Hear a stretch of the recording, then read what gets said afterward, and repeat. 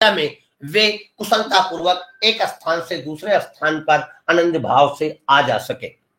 इसी कड़ी में आज का यह अभिनव प्रयास और आज का यह दिवस, जैसा कि आपको ज्ञात है, यह एक केवल दिन के रूप में नहीं, एक अद्वितीय दिन के रूप में है, क्योंकि आज हमारे बीच उपस्थित हुई थी इस दुनिया के बीच एक ऐसी दिव्यत्व प्राप्त महिला, परम आदरणीय हेलन केलर।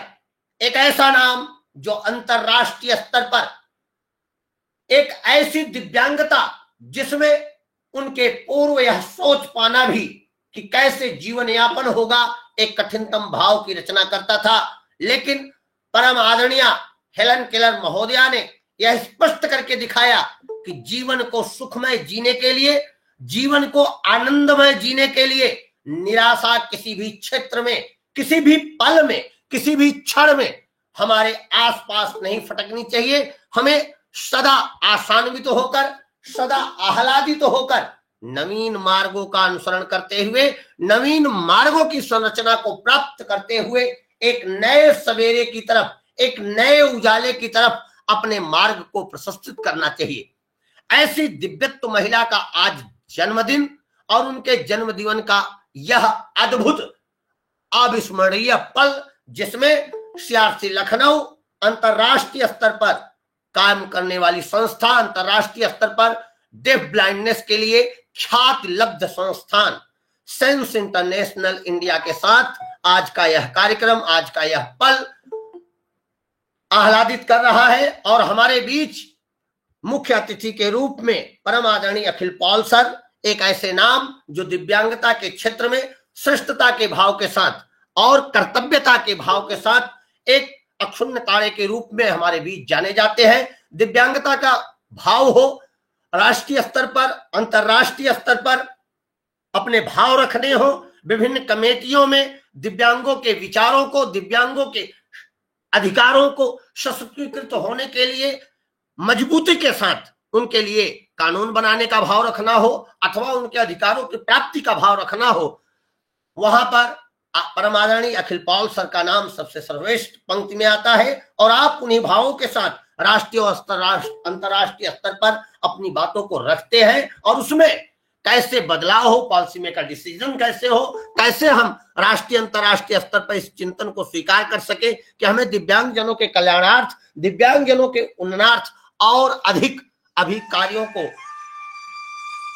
स्थापित करना है और अधिक भावों को उच्चता प्रदान करनी है। कितना अधिक हम उनके लिए लाभप्रद हो सके, कितना हम उनके लिए श्रेष्ठपद हो सके, इसमें कैसे हम धरातल तक उनसे जुड़ेंगे, यह कोई नया नहीं है। सेंस इंटरनेशनल की गतिविधियों को जब आप देखते हैं तो आप एक एक पल पर, एक एक प्रोग्राम पर, एक एक क्षण पर इस बात का पूरा प्रमाण देख पाते हैं कि कैसे हम दिव्यांगजनों तक धरातल स्तर पर जाकर उनसे जुड़ते हैं और उस जुड़ाव को हम कैसे सुनिश्चित करते हैं कि हम इन बेटे और बेटियों के उत्थान के लिए, इनकी महत्ता को स्थापित करने के लिए कैसे आगे बढ़ेंगे। हमारे बीच वरिष्ठ एमिनेंट पर्सनालिटी परम आदरणीय जगदीश गुप्ता साहब जुड़ चुके हैं। सर को सादर प्रणाम करता हूं। इस पटल पर सीआरसी लखनऊ तथा सेंस इंटरनेशनल इंडिया की तरफ से सर का बहुत बहुत स्वागत, वंदन और अभिनंदन करता हूं। आपका आशीर्वचन, आपका जुड़ाव निश्चित ही हमारे सभी रचनात्मक गतिविधियों में एक नई प्रेरणा प्रदान करता है। हमारे बीच भिन्न भिन्न संस्थानों के संस्था प्रतिनिधि, संस्थानों में अपनी विशेष योग्यताओं को प्रदान करने वाले हमारे सभी विशिष्ट आतिथ्य को प्राप्त हमारे लेक्चरर, पोस्ट कोऑर्डिनेटर्स सभी हमारे बीच जुड़ रहे हैं। और आज निश्चित ही अखिल पॉल साहब से, हमारे दो वक्ताओं से और इस कार्यक्रम से वे प्रेरणा लेके जाएंगे कि कैसे एक विशिष्ट दिव्यांगता, डेफ ब्लाइंडनेस के लिए हम काम करें, क्या भाव रखें और कैसे हम अपने भावों को उन्नति प्रदान करने के लिए क्या रोड मैप बनाएं, कैसी सोच बनाएं। अब एक नई सोच कोविड-19 आने के बाद में एक नई सोच है। अखिल पॉल साहब इस पे अपनी बात रखेंगे।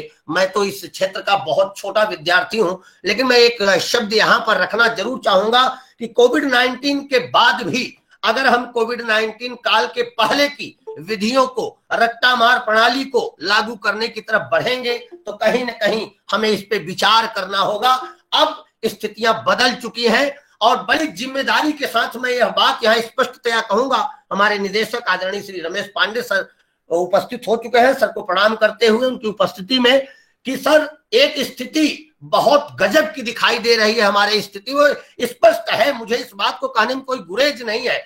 आज हमारे बेटे और बेटियां, हमारे दिव्यांग बच्चे तकनीकी रूप से ज्यादा सक्षम है बशर्ते हमारे विशेष शिक्षकों के। ऐसी स्थिति सामने खड़ी है और मैं ऐसे नहीं कह रहा हूं, मैंने कार्यक्रमों में अनुभव करके देखा कि हमारा एक बेटा खड़ा होता है और गुरुजी को बता रहा है कि गुरुजी आपका माइक यहां से अनम्यूट होगा, आप यहां से अनम्यूट करें, और फिर वह बच्चा बैठ करके सुनता है कि गुरुजी आप पढ़ा रहे हैं, हमें बहुत चकाचक है। तो सभी हमारे विशेष शिक्षकों को और शिक्षिकाओं को, प्यारे बेटे और बेटियों को, तथा हमारे साथ नवोदित जो शिक्षक जुड़ रहे हैं, जो अभी शिक्षण प्रशिक्षण गतिविधियों में प्रशिक्षण प्राप्त कर रहे हैं, उनको भी अब एक नए सवेरे का दर्शन करना है। एक ऐसे सवेरे का दर्शन जहां तकनीकी बहुत प्रबल रूप से सक्षम हो चुकी है, विशेष रूप से ब्लाइंड बच्चों के संदर्भ में, विशेष रूप से हियरिंग इम्पेयरमेंट के संदर्भ में, और विशेष रूप से अन्य दिव्यांगताओं के संदर्भ में तकनीकी बहुत आगे बढ़ चुकी है। बहुत से इनोवेशन हो चुके हैं, एप्स आ चुके हैं, बहुत विशिष्ट विशिष्ट प्रकार के यंत्र आ चुके हैं। हमें उनसे रूबरू होना होगा,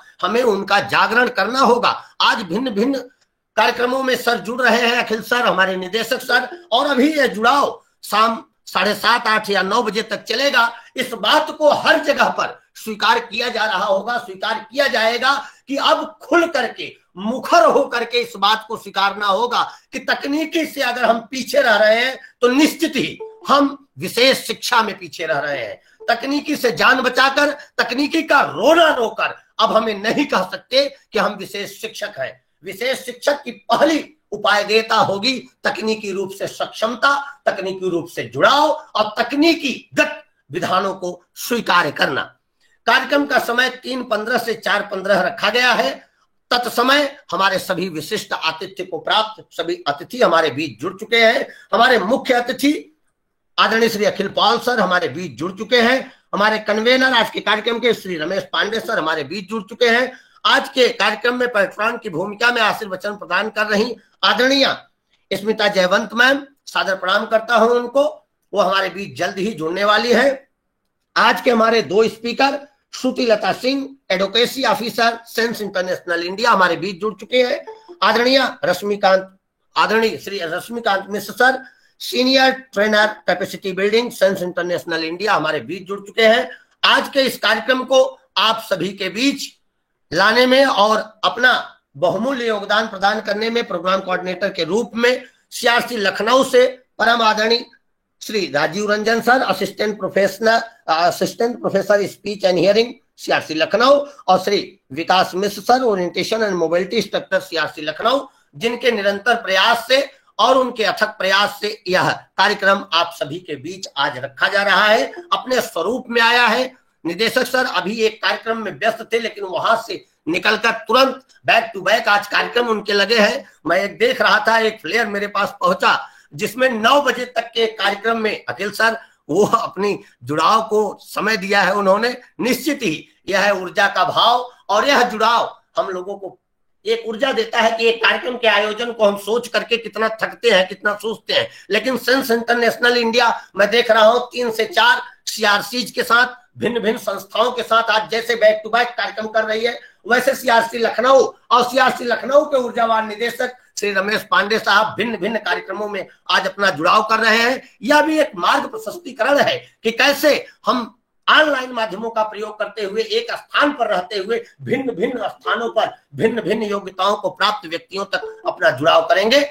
मैं अपनी बात को यहीं पे पूर्ण करते हुए कार्यक्रम का प्रारंभ करता हूं, और सर्वप्रथम कार्यक्रम में मैं अपने यशस्वी ऊर्जावान निदेशक परम आदरणीय श्री रमेश पांडे सर को सादर आमंत्रित करता हूं कि आप आए आज के इस बहुमूल्य कार्यक्रम पर अपने भाव और सभी अतिथियों का आतिथ्य सुधार। आदरणीय श्री रमेश पांडे सर। बहुत बहुत धन्यवाद पांडे जी। मेरी आवाज पहुंच रही है आप तक? जी सर। बहुत बहुत धन्यवाद सबसे पहले तो जब मैंने अपनी professional journey disability rehabilitation sector में शुरू की थी तब से और आज हम लोग बहुत important day Helen Keller day पे वेबिनार कर रहे हैं। Sense International India Helen Keller week celebrate कर रही है और इस पूरे सप्ताह या मैं कहूँ पूरे साल या पूरे समय चक्र में सेंस इंटरनेशनल इंडिया जितने हम आज बिजी हैं उतना हमेशा बिजी रह के डेफ ब्लाइंड के वेलफेयर के लिए, उनके मेन स्ट्रीमिंग के लिए, उनके लिए कुछ ना कुछ इनोवेशन के लिए हमेशा प्रयास करते रहते हैं। मैं लगभग 2 दशकों से अखिल सर को जानता हूँ, बहुत करीब से उनके साथ काम किया है। सर, आपका जुड़ना मेरे लिए पर्सनल मोटिवेशन होता है और मेरे पूरे थ्रू आउट प्रोफेशनल जर्नी में आपने कभी भी मुझे ना नहीं बोला है और आपके इस महान व्यक्तित्व के लिए, आपके इस जेस्चर के लिए मैं बहुत आभारी हूँ आपका। बहुत बहुत धन्यवाद सर। मुझे पता है मुझे कि आपको तारीफ ज़्यादा पसंद नहीं सर, लेकिन फिर भी मैं आपसे छोटा हूँ, आप मेरे मेंटर रहे हैं, पैटर्न रहे हैं और आपके साथ काम करना एक सुखद अनुभूति है। मेरी दीपक जी से चर्चा हो रही थी, मैं उनसे भी बहुत कुछ सीखता रहता हूँ जहाँ तक डेफ ब्लाइंडनेस की बात। और जब मैं लखनऊ आया तो भी हम यहाँ क्या कर सकते हैं, कैसे कर सकते हैं, ऐसे में फिर से एक कोलैबोरेशन की बात आई कि हम लोग कोलैबोरेट करके प्रोग्राम करते हैं। लेकिन मैं थोड़ा सा, मेरे अंदर ये था कि आज के दिन 27 को अखिल सर पता नहीं हमारे प्रोग्राम में जुड़ पाएंगे कि नहीं, या है सेंस इंटरनेशनल इंडिया से हम कोलैबोरेट कर पाएंगे कि नहीं, क्योंकि बहुत नेचुरल है कि सर आज आप लोग बहुत बिजी हैं। और फिर भी आपने बहुत जल्दी ही हमें रिप्लाई दिया, हमसे कोलैबोरेट करने के लिए हाँ बोला सर। और अपने 2 बहुत अच्छे ऑफिसर्स, श्रुति लता सिंह जी जो कि एडवोकेसी ऑफिसर हैं, रश्मिकांत मिश्रा जी की सीनियर ट्रेनर है capacity building Sense International India में, उनको आपने डिप्यूट भी किया। मैं बहुत आभारी हूँ। और सभी जो हमारे साथ आज सेंस इंटरनेशनल इंडिया के ऑफिसर्स, वहाँ के डायरेक्टर और founder member Akhil Pal sir, आपका मैं अपने ministry of social justice and empowerment, अपने department of empowerment of person with disabilities, अपने नेशनल इंस्टीट्यूट CRC, अपने सभी ऑफिसर, स्टाफ, बेनिफिशियरीज, पेरेंट्स और जो भी हमारे पार्टनर्स हैं, सबकी तरफ से सर आपका बहुत स्वागत करता हूँ। आपको हेलन केलर दिवस की बहुत बहुत दिल से शुभकामनाएं देता हूँ, बधाई देता हूँ। और आपको शुभकामनाएं इसलिए भी दे रहा हूँ कि आप डेफ ब्लाइंडनेस के क्षेत्र में जो कर रहे हैं इसी तरह से हम लोगों को मोटिवेट करते रहें, इनोवेशन लाते रहें। मुझे पता है कि कैसे आप लोगों की एडवोकेसी से multiple disability, not only deaf blindness, multiple disability को एक पहचान मिली है। उनके सर्टिफिकेशन से लेके, उनके डेली लिविंग स्किल्स से लेके और उनके एम्प्लॉयमेंट तक की बात, उनके एजुकेशन से लेके उनको समाज के मुख्य धारा में जोड़ने की बात, उनके लिए प्रोफेशनल डेवलप करने की बात, कैसे आप लोगों की एडवोकेसी से संभव हुआ है, कैसे RPWD एक्ट में मल्टीपल डिसेबिलिटीज के साथ डेफ ब्लाइंडनेस को जोड़ा गया है और कैसे अब आपकी ही एडवोकेसी से सर्टिफिकेशन भी ग्रास रूट लेवल पे धीरे धीरे पॉसिबल हो पा रहा है। उसके अलावा भी इसके पहले सर, मैं जितना मुझे अनुभव है कि इनका आइडेंटिफिकेशन भी चैलेंज था, असेसमेंट भी एक चैलेंज था, और जब हम उनको मेन स्ट्रीम करते हैं उसके बाद प्रोफेशनल्स हमारे पास अवेलेबल नहीं थे, तो कौन उनको उनकी लाइफ स्किल्स में उनको ट्रेनिंग देगा, कौन उनको एजुकेशन के तरफ लेकर आएगा, कौन उनके अलग अलग जो डिफरेंट नीड्स हैं उसको आइडेंटिफाई करेगा और अकॉर्डिंगली उनका प्लान बनाएगा, उनको ट्रेनिंग देगा। ये कोई आसान बात नहीं थी। ये एक बहुत बड़ा, एक लंबा समय आप लोगों ने इस क्षेत्र में लगाया है सर, और ये बहुत चैलेंजिंग है। मैं बहुत नजदीक से आप लोगों के एफर्ट को देखा हूं और इसको सलाम करता हूं। आज इस अवसर पे हमारे साथ हमारे बहुत सीनियर प्रोफेशनल्स भी जुड़े हुए हैं सर, मैं देख पा रहा हूं जगदीश गुप्ता सर भी जुड़े हुए हैं। सर आपका भी बहुत स्वागत करता हूं। हमारे CRC में जो इस प्रोग्राम को कोऑर्डिनेट कर रहे हैं, मैं राजीव रंजन जी जो कि असिस्टेंट प्रोफेसर हैं speech and hearing, Nagesh Pandey ji आप लेक्चरर हैं स्पेशल एजुकेशन के, और विकास मिश्रा जी आप ओरिएंटेशन मोबिलिटी एक्सपर्ट हैं। आप लोगों के इस प्रयास को भी मैं बहुत सराह रहा हूँ इस मंच पे सबके सामने, क्योंकि आप लोगों ने बहुत ही कम समय में सेंस इंटरनेशनल इंडिया के साथ कोलैबोरेट करके ये प्रोग्राम किया। अखिल सर, आप जुड़े हैं, आप जरूर हमें गाइड करेंगे, और आपके 2 सीनियर ऑफिसर्स जुड़े हैं, वो भी हमें गाइड करेंगे।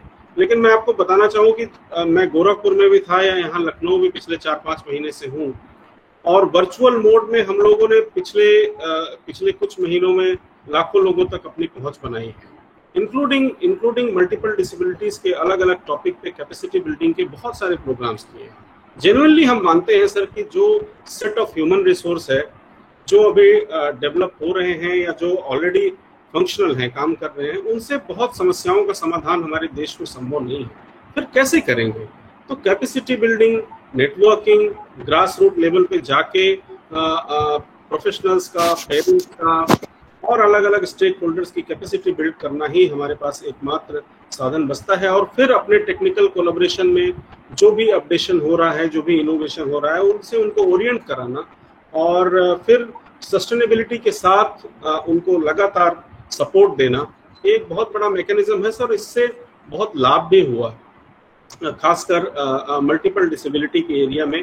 जिस बच्चे को एडिशनल डिसेबिलिटी है, हमारी ये कोशिश होती है कि उनके मदर्स, उनके गार्डियन या फिर उनके सिबलिंग्स, हम उनको जरूर ट्रेनिंग दें, या आसपास वो जहाँ रहते हैं उनसे, उनके आसपास की अगर कोई एनजीओ है तो उनके एजुकेटर्स को या उनके थेरेपिस्ट्स को हम जरूर उनकी कैपेसिटी बिल्ड करें, जिससे बच्चा सेंटर बेस्ड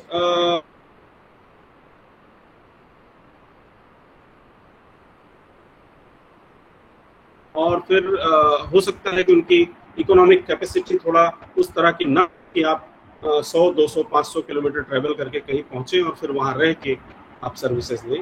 तो फिर हमारे देश में एकमात्र उपाय यही बचता है कि आप लोग जितने हम लोग फार फ्लंग एरियाज में पहुंचे। और इस पैंडेमिक में ये जो टॉपिक सर हम लोगों ने लिया, building back better to empower person with deaf blindness in India amid ongoing pandemic, ये अभी जो हम लोगों ने वर्ल्ड डिसेबिलिटी डे मनाया, उसका ये यूएन का थीम था। अब वो हम कैरी फॉरवर्ड कर रहे हैं, और ये जो ऑनगोइंग पैंडेमिक है सर, इससे उबरने के लिए, इससे ओवरकम करने के लिए हमारी क्या स्ट्रेटजी होगी? ये जो डिजास्टर आया, इससे ओवरकम करने के बाद, इससे ओवरकम करने के अब जो नई चुनौतियां आ रही हैं, उससे कैसे हम अपने डेफ ब्लाइंड लोगों को ओवरकम कराएंगे, कैसे अपने प्रोफेशनल्स को नई चीजों के लिए तैयार करेंगे? ये एक बहुत बड़ी चुनौती है सर। मुझे लगता है कि इसमें सबको मिल के बैठना है, मिल के काम करना है, और जो भी हम कर रहे हैं उसको थोड़ा फाइन ट्यून करना है सर, क्योंकि अब ट्रेडिशनल अप्रोचेस से काम नहीं चलने वाला। तो हर प्रोफेशनल को भी चेंज होना पड़ेगा, और ये जो पैंडेमिक के फेज में चुनौतियां आई हैं, इससे ओवरकम होने के लिए हमारे जो मल्टीपल डिसेबिलिटी के बच्चे हैं या लोग हैं, उनको उनके जीवन में जो चुनौतियां आ रही हैं, उससे कोप अप करने के लिए सबको एक व्यापक रणनीति पे काम करना होगा। मैं बहुत ज्यादा समय नहीं लूंगा, मुझे पता है अखिल सर आपके बहुत आज प्रोग्राम्स हैं, और फिर भी मैं प्रोग्राम में जुड़ा हुआ हूँ। अभी श्रुति लता जी रहेंगी और रश्मिकांत जी रहेंगी, उनके साथ मैं इंटरेक्ट करता रहूंगा। मैं बहुत ज्यादा समय न लेते हुए अखिल सर आपको फिर से आपका स्वागत करता हूँ, आपकी पूरी टीम को धन्यवाद देता हूँ। और हमारे जितने सीनियर प्रोफेशनल जुड़े हुए हैं, मैं देख पा रहा हूँ नीलम जी जुड़ी हुई हैं, अमिता मैडम आप भी जुड़ गई हैं, जगदीश सर आप भी जुड़े हुए हैं। सबको नमस्कार करते हुए सारे पार्टिसिपेंट्स को हेलेन केलर दिवस की बधाई और शुभकामनाएं देते हुए अपनी बात को समाप्त करता हूँ। बहुत बहुत धन्यवाद।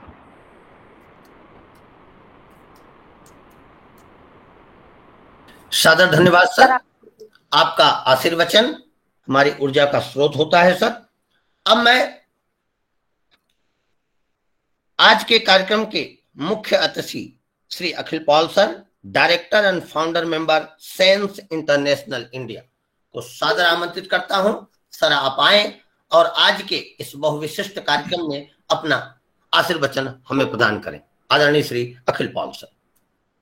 Thank you very much Nagesh ji, आपने जिस तरह से शुरुआत की, सच में हेलेन केलर का जो आज जन्म दिवस है, ऐसा लगा हम बहुत ऊर्जा के साथ उस जन्मदिन को मना रहे हैं। बहुत बहुत धन्यवाद आपके आह्वान का, आपका इस मीटिंग शुरू करने का ढंग बहुत ही अच्छा था। और सभी दोस्त जो जुड़े हैं आज, संडे है, छुट्टी का दिन है, दोपहर का समय है, और फिर भी मैं देख सकता हूं करीब 175 से ज्यादा दोस्त हम लोग एक साथ इस प्लेटफॉर्म पे जुड़े हैं। तो ये आपका कमिटमेंट है, ये आपका समर्पण है इस क्षेत्र के प्रति, और उस समर्पण को मेरा सलाम है। रमेश भाई ने बहुत सारी बड़ी बड़ी बातें की, लेकिन कोई भी काम बिना साथियों के, बिना टीम के नहीं हो सकता। तो मैं अपने आप को बहुत खुशनसीब समझता हूं कि मेरे साथ आप लोगों की पूरी टीम है, चाहे वो जगदीश सर हो, चाहे वो नीलम मैम हो, चाहे अमिता जो हमारे साथ जुड़ी हैं अभी, देवानंद पांडे हो, और बहुत सारे दोस्त जिनका मैं नाम अभी लूंगा तो शाम हो जाएगी, जो आप लोग जुड़े हैं, उन सब का बहुत बहुत धन्यवाद। रमेश बहुत हम्बल है, बहुत मॉडेस्ट है, और जिस समर्पण से वो आगे बढ़ा है, जिस समर्पण से उसने नई नई जवाबदारियां ली हैं, मुझे पूरा विश्वास है कि हमारे देश में एक लीडरशिप की पोजीशन रमेश आपकी है, और मुझे बहुत उम्मीद भी है और विश्वास भी कि आने वाला समय आप जैसे प्रोफेशनल्स के कारण एक अच्छा समय देश के डिसेबल्ड लोगों के लिए होगा, और उन डिसेबल्ड में मैं मल्टी डिसेबल्ड और डेफ ब्लाइंड को जोड़ के ये बात कह सकता हूँ, क्योंकि आपकी सीआरसी ने ये सोचा, आप और बहुत सारी सीआरसीज ने ये सोचा कि डेफ ब्लाइंडनेस को आज के दिन कुछ और तवज्जो दी जाए, कुछ और उसको फोकस में लाया जाए। उसके लिए मैं आप सबका फिर से धन्यवाद कहता हूँ। और नागेश जी, आपका परमिशन हो तो मैं मेरा स्क्रीन शेयर करूं? सादर सर, सादर। अरे सर, आशीर्वाद सर।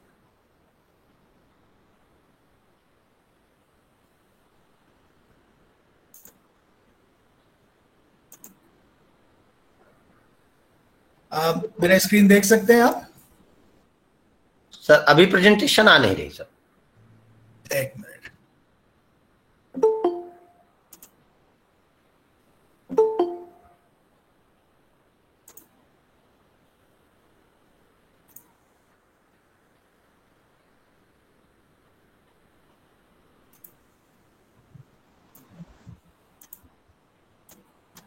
अब आ रही? जी सर, अभी प्रेजेंटेशन आपकी आई नहीं sir.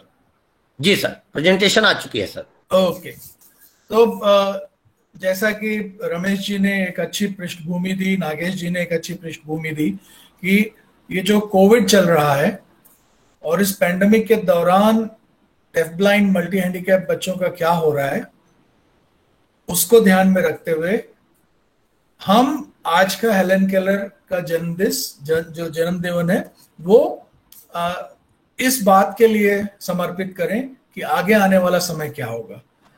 Building back future is very important, जैसा रमेश जी ने कहा, यूएन का ये एक मिशन है, और उसी मिशन को ध्यान में रखते हुए आज के इस वेबिनार में मैं भी कुछ बातें, ज्यादा नहीं, कुछ 7 या 8 स्लाइड्स हैं जो थोड़े शब्दों में अपनी बातें रखना चाहूंगा। मुझको यहाँ बुलाने के लिए सीआरसी और आप सबका बहुत बहुत धन्यवाद। मैं अपने आप को मुख्य अतिथि बिल्कुल नहीं मानता, क्योंकि मैं आप लोगों के साथ, आप लोगों के धरातल से जुड़ा हुआ एक कार्यकर्ता हूं, और मुझको उसमें ही खुशी मिलती है कि मैं जब आपके साथ रह पाता हूं। आने वाला समय हम लोगों के लिए काफी चुनौती भरा होगा, क्योंकि नागेश जी ने बहुत ही अच्छे शब्दों में, बहुत विस्तार में ये समझाया कि कैसे जो टेक्नोलॉजी है उसका उपयोग हमको करना बहुत जरूरी है। क्यों? क्योंकि अब शायद हम जो फेस टू फेस ट्रेनिंग करते हैं, फेस टू फेस काम करते हैं, वो अब शायद आने वाले 6-7 महीने में अभी और चुनौती भरा रहेगा, लेकिन टेक्नोलॉजी का उपयोग करके हम उन दूर दराज के बच्चों तक भी पहुंच पाएंगे जहां तक शायद अभी शिक्षक नहीं पहुंच पा रहे हैं। तो उस बात को ध्यान में रखकर आज के इस वेबिनार में कुछ तथ्य हैं जो मैं इम्पैक्ट के बारे में बताऊंगा कि अभी तक जो पेंडेमिक का असर क्या हुआ, उस असर को दूर करने के लिए क्या कदम उठाए जा सकते हैं और उठाए गए, और आने वाले समय में हम क्या कर सकते हैं जिससे कि और भी ज्यादा बेहतर हम इन बच्चों के लिए काम कर सकें, उनको एम्पावरमेंट के लिए, उनकी आत्मनिर्भरता के लिए और उनके एजुकेशन के लिए।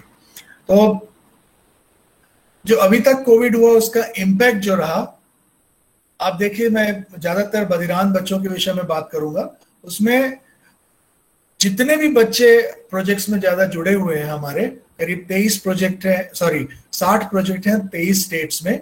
उनमें ज्यादातर जो बच्चे हैं वो गरीब परिवार से आते हैं, ऐसे परिवारों से आते हैं जहां शायद एक ही व्यक्ति परिवार की आय का जिम्मेदार है। और जब ऐसा होता है और जब पैंडेमिक लॉकडाउन की सिचुएशन होती है तो परिवार में बहुत सारी परेशानियां आने लगती हैं। क्योंकि एक व्यक्ति पर निर्भर होकर जब परिवार चलता है तो उस व्यक्ति की आय पर बहुत ज्यादा दबाव रहता है, और अगर उसी आय के स्रोत पे अगर कुठाराघात हो, उसमें रुकावट आए, तो आप सोच सकते हैं कि पूरी फैमिली, पूरे परिवार पे क्या असर पड़ेगा। और ज्यादातर ये देखा गया है कि जो बच्चे विकलांग हैं, जो किसी तरह से अपनी बात नहीं रख पाते हैं, उनको हम अपनी प्राथमिकता से दूर कर देते हैं। ये एक जनरल हमको दिखाई देता है। दूसरा एक बड़ा जो प्रॉब्लम हमको देखने को मिला ये कि जब एक डिसेबिलिटी है, जैसे अगर मैं देख नहीं सकता हूं तो सुन के मैं बहुत सारा काम, बहुत सारी जानकारी मैं एकत्र कर सकता हूं, लेकिन और मैं अगर सुन नहीं सकता, देख सकता हूं, तो मैं देखकर बहुत सारी चीजें, उनकी जानकारी इकट्ठा कर सकता हूं। अपने आप को मैं अगर मुझको एक्सप्रेस करना है तो मैं एक्सप्रेशन भी वो कर सकूंगा। लेकिन अगर डुअल सेंसरी इम्पेयरमेंट है, जहां दोनों देख भी नहीं पाना और सुन भी नहीं पाना हो, तब हमारी जो परेशानियां हैं वो कई गुना बढ़ जाती हैं। साथ ही साथ ज्यादा चीजें, अभी जैसा नागेश जी ने शुरुआत में बताया कि सब स्मार्टफोन्स पे आधारित होने लगा, तो अगर घर में स्मार्टफोन ना हो तो इन बच्चों के एजुकेशन का क्या होगा। और यही हुआ, बहुत सारे परिवार ऐसे थे जिनके पास कोई भी फोन नहीं था, स्मार्टफोन तो दूर की बात है। तो इन बच्चों के साथ काम करना, इन बच्चों को ऑनलाइन एजुकेशन से जोड़ना, इन बच्चों को वीडियो कॉल से जोड़ना, ये किस तरह हो सके, बहुत बड़ा चैलेंज रहा। फिर जितनी भी टीचिंग स्ट्रेटजीज हैं, चाहे कम्युनिकेशन करने का तरीका हो, साइन लैंग्वेज है, ब्रेल है, थेरेपी जो हम देते हैं, चाहे वो फिजिकल फिजियोथेरेपी हो या आपकी स्पीच थेरेपी हो, ऑक्यूपेशनल थेरेपी हो, जितनी तरह की थेरेपी है ये फेस टू फेस दी जाती है। ट्रेनिंग्स जो है, ओरिएंटेशन मोबिलिटी की ट्रेनिंग, दैनिक दिनचर्या की ट्रेनिंग, एकेडमिक्स, पढ़ाई लिखाई की बातें, ये सारा कुछ जो है हम एक 1-to-1 लेवल पे करते रहे। लेकिन जैसे ही लॉकडाउन हुआ वैसे ही ये सारी की सारी प्रक्रिया ठप हो गई, रुक गई। इन बच्चों को ये भी नहीं पता चला कि अचानक कल तक तो हम अपने दोस्तों से मिल रहे थे, कल तक तो हमारे टीचर थे जो हमसे बात कर रहे थे, हमको समझा रहे थे, कल तक तो हमारा सेंटर था, कल तक हम तैयार होके अपना बैग लेके रिक्शे में बैठते थे, गाड़ी में बैठते थे, पापा छोड़ने जाते थे, ये सब हो रहा था। अचानक आज क्यों बंद हो गया? इस चीज को समझने में भी बहुत समय लगा। और दूसरी बड़ी चीज कि जितना ज्यादा हमने इनको अलग किया सोशल डिस्टेंसिंग के नाम पे, टच नहीं करना, स्पर्श नहीं करने के नाम पे, उतना ज्यादा इन बच्चों में अपनी आप को व्यक्त करने का कि एक कुंठा बढ़ती गई, उनका इमोशनल इम्बैलेंस होने लगा। अगर आपको और मुझको अगर हम एक कमरे में बंद कर दे जहां कोई बात करने वाला नहीं, कोई सुनने वाला नहीं, हमारी क्या परिस्थिति होगी? हम सबकी हुई। इस लॉकडाउन में हमने देखा कि कई इमोशनल ब्रेकडाउन्स हुए, हम सबको बहुत परेशानियां हुई। हम लोग जरा सा भी मौका मिलता था तो ऐसे भागते थे जैसे जेल से कैदी भागा हो। तो अगर ये एक ऐसी जेल में बंद थे जहां से एजुकेटर्स ने इनको बाहर निकाला, और जब वो बाहर आ गए उसके बाद फिर वो ऐसी जेल में पहुंच गए, उनके लिए समझना बहुत मुश्किल था। ये सबसे बड़ा इम्पैक्ट डेफ ब्लाइंड बच्चों पे रहा। और कुछ इम्पैक्ट्स हैं, जैसे कि बहुत सारे डेफ ब्लाइंड बच्चे हैं, उनको दूसरी हेल्थ रिलेटेड प्रॉब्लम्स होती हैं। ये जो हेल्थ रिलेटेड प्रॉब्लम्स हैं, जैसे कई बच्चों में एपिलेप्सी होती है, कुछ लोगों में सांस लेने का प्रॉब्लम होता है, कुछ में खाना पचा नहीं पाने की प्रॉब्लम होती है, तो बहुत सारी एडिशनल कंडीशंस उनके साथ होती है। और जो कंडीशंस इनको कोमॉर्बिड बनाती है, मतलब अगर इनकी इम्यूनिटी को और कम करती है, इनकी रोग से लड़ने की जो ताकत है उसको कम करती है। और इस दौरान जब कोविड चल रहा था तब इन बच्चों को ऐसी कोई भी मदद, मेडिसिन या खाने पीने की चीजें नहीं मिली जो उनकी रोग से लड़ने की क्षमता को बढ़ा पाती। लेकिन ये एक अच्छी बात हुई कि क्योंकि ये बच्चे बाहर नहीं निकल रहे थे, इन पर कोविड का असर बहुत कम हुआ। कुछ बच्चे हैं जिन पे कोविड का इन्फेक्शन हुआ, लेकिन अब मोर्टेलिटी रेट देखें, अगर डेथ रेट देखें तो बहुत कम ऐसे बच्चे हैं जिन्होंने जान गंवाई। इसके लिए आई थिंक उनकी डिसेबिलिटी ही शायद काम में आई।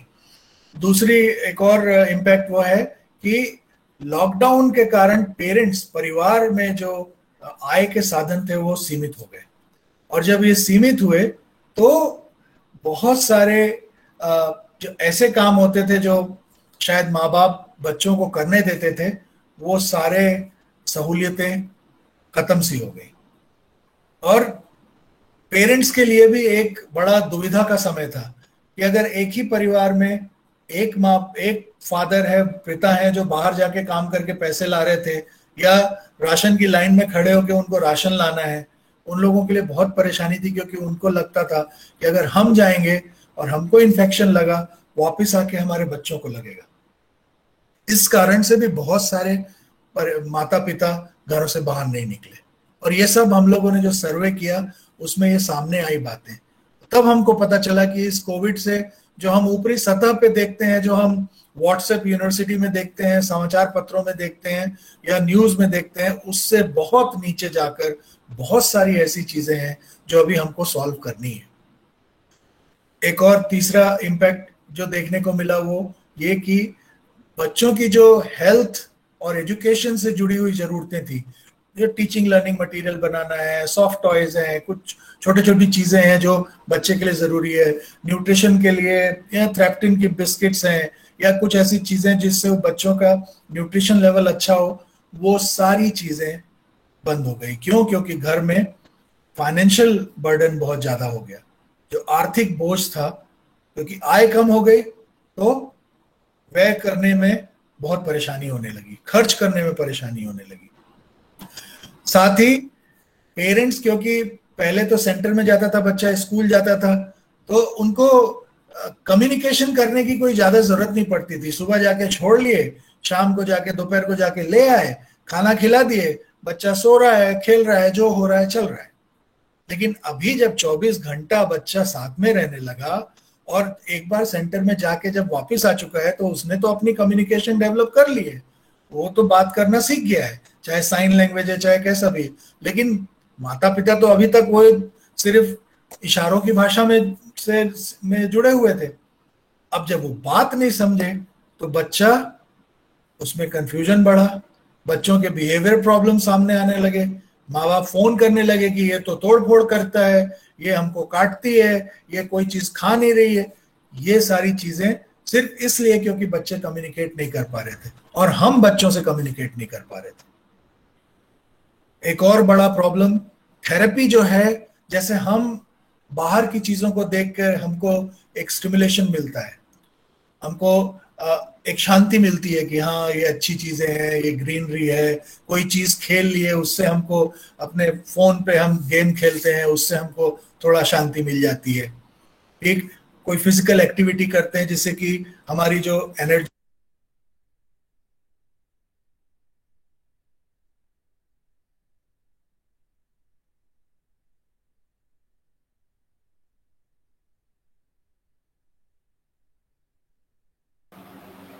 सर आप म्यूट हो गए। सर आपका माइक म्यूट है सर, माइक म्यूट है सर।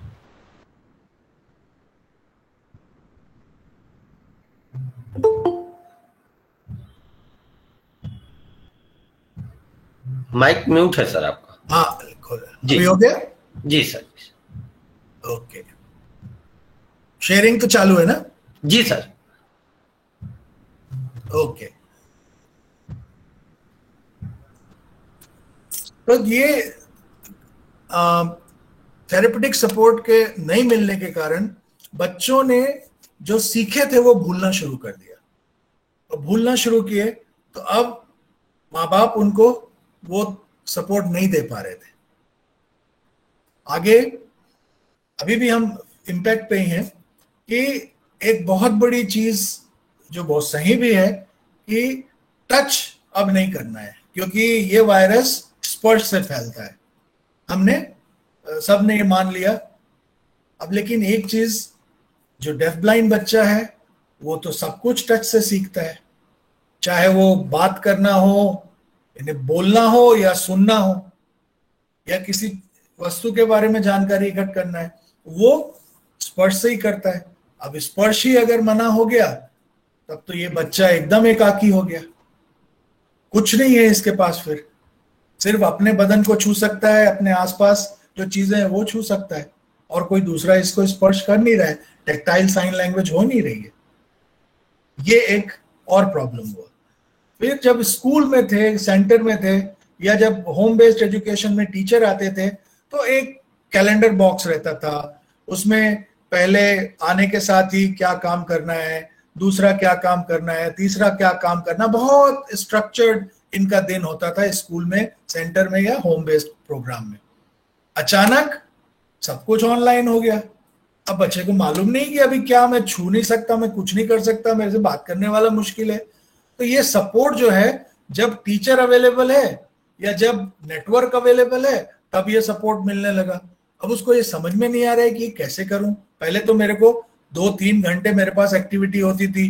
पहले हम म्यूजिक करते थे, फिर क्ले बनाते थे, फिर खाने का टाइम होता था, फिर हम बाहर जाते थे, बहुत सारी चीजें होती थी। अब तो ऐसा कुछ भी नहीं है। पूरे टाइम एक कमरा है मेरा, वही सब कुछ है, वही प्लेग्राउंड है, वही क्लासरूम है, वहीं सोना है, वहीं उठना है, वहीं पे बात करना है, सब कुछ वहीं हो रहा है। एक और प्रॉब्लम, इंटरेक्शन जितना कम होता गया, मतलब बातचीत जितनी कम होती गई, उतनी ज्यादा उत्तेजना के साथ साथ स्ट्रेस का लेवल बढ़ने लगा बच्चों में और माँ बाप में भी। और ये चीज माँ बाप ने भी कही कि हम लोग भी कई बार परेशान हो गए। और ये नेचुरल है, इसमें कोई माँ बाप का दोष नहीं है, ये नेचुरल है, हम लोग सब ऐसे होते हैं। आपने शायद वो बहुत ही पॉपुलर टीवी प्रोग्राम आता है सलमान खान का, जिसमें एक ही घर में 8-10 लोगों को बंद कर दिया जाता है लंबे समय तक के लिए। पहले कुछ दिन तो बड़ा मीठा मीठा चलता है, हाँ ऐसा है ऐसा है, फिर कुछ दिन के बाद लोगों की एक दूसरे के प्रति सच्चाइयां सामने आने लगती हैं, लोग स्कीम करने लगते हैं कैसे किसको नीचे गिराया जाए, क्या किया जाए। ये सब कुछ जो है एक रूम, एक घर में होता है।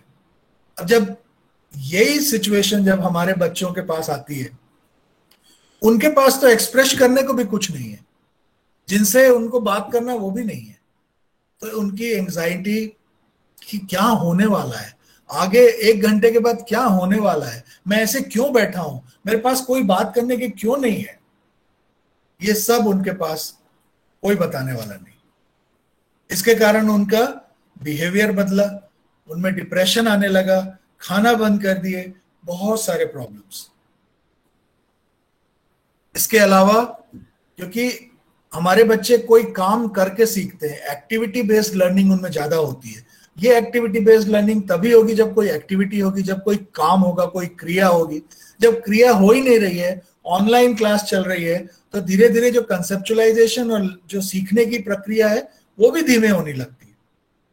और जितना हम कोई काम करते करते सीखते हैं, जैसे ब्रश करने की आप एक्टिविटी सिखा रहे हैं, अब ब्रश करने की एक्टिविटी में जब आप पहले उसको ब्रश पकड़ते हैं तो उसको ये सिखाना कि पकड़ना कैसा है, इसमें ही बहुत टाइम लगता है, और ब्रश कहाँ है वो बताने में टाइम लगता है। और इस प्रक्रिया में आप मोबिलिटी सिखा सकते हैं, आप उसको ग्रास्प स्किल सिखा सकते हैं, बहुत सारी ऐसी छोटी छोटी, अगर ट्यूब में से पेस्ट निकालना है, कितना प्रेशर डालना है, ये सारी चीजें धीरे धीरे करके आप उसको सिखा सकते हैं, लेकिन एक्टिविटी के साथ। अगर ऑनलाइन करना है तब तो बहुत मुश्किल है, क्योंकि बच्चे का वो लेवल नहीं है। सोशल स्किल्स जो हम बच्चों के साथ रह के सीखते हैं, एक दूसरे से सीखते हैं, जैसे जब हम कहीं अकेले बैठे हुए हैं, कोई साथ में है, तो कैसे हम बातचीत की शुरुआत करें, किस तरह से हम अपने बारी का इंतजार करें, वेटिंग क्या है, इंतजार करना क्या होता है, किस तरह से जवाब देना, इमिटेटिंग क्या है, मतलब कैसे हम दूसरों का पुनरावर्तन जो कर रहे हैं उसका पुनरावर्तन करके हम आगे बढ़े, सीखें। ये सारी चीजें जो हैं, जो दोस्तों के साथ होती थी, वो धीरे धीरे खत्म होने लगी। अब इसमें एडेप्टेशन क्या हुआ?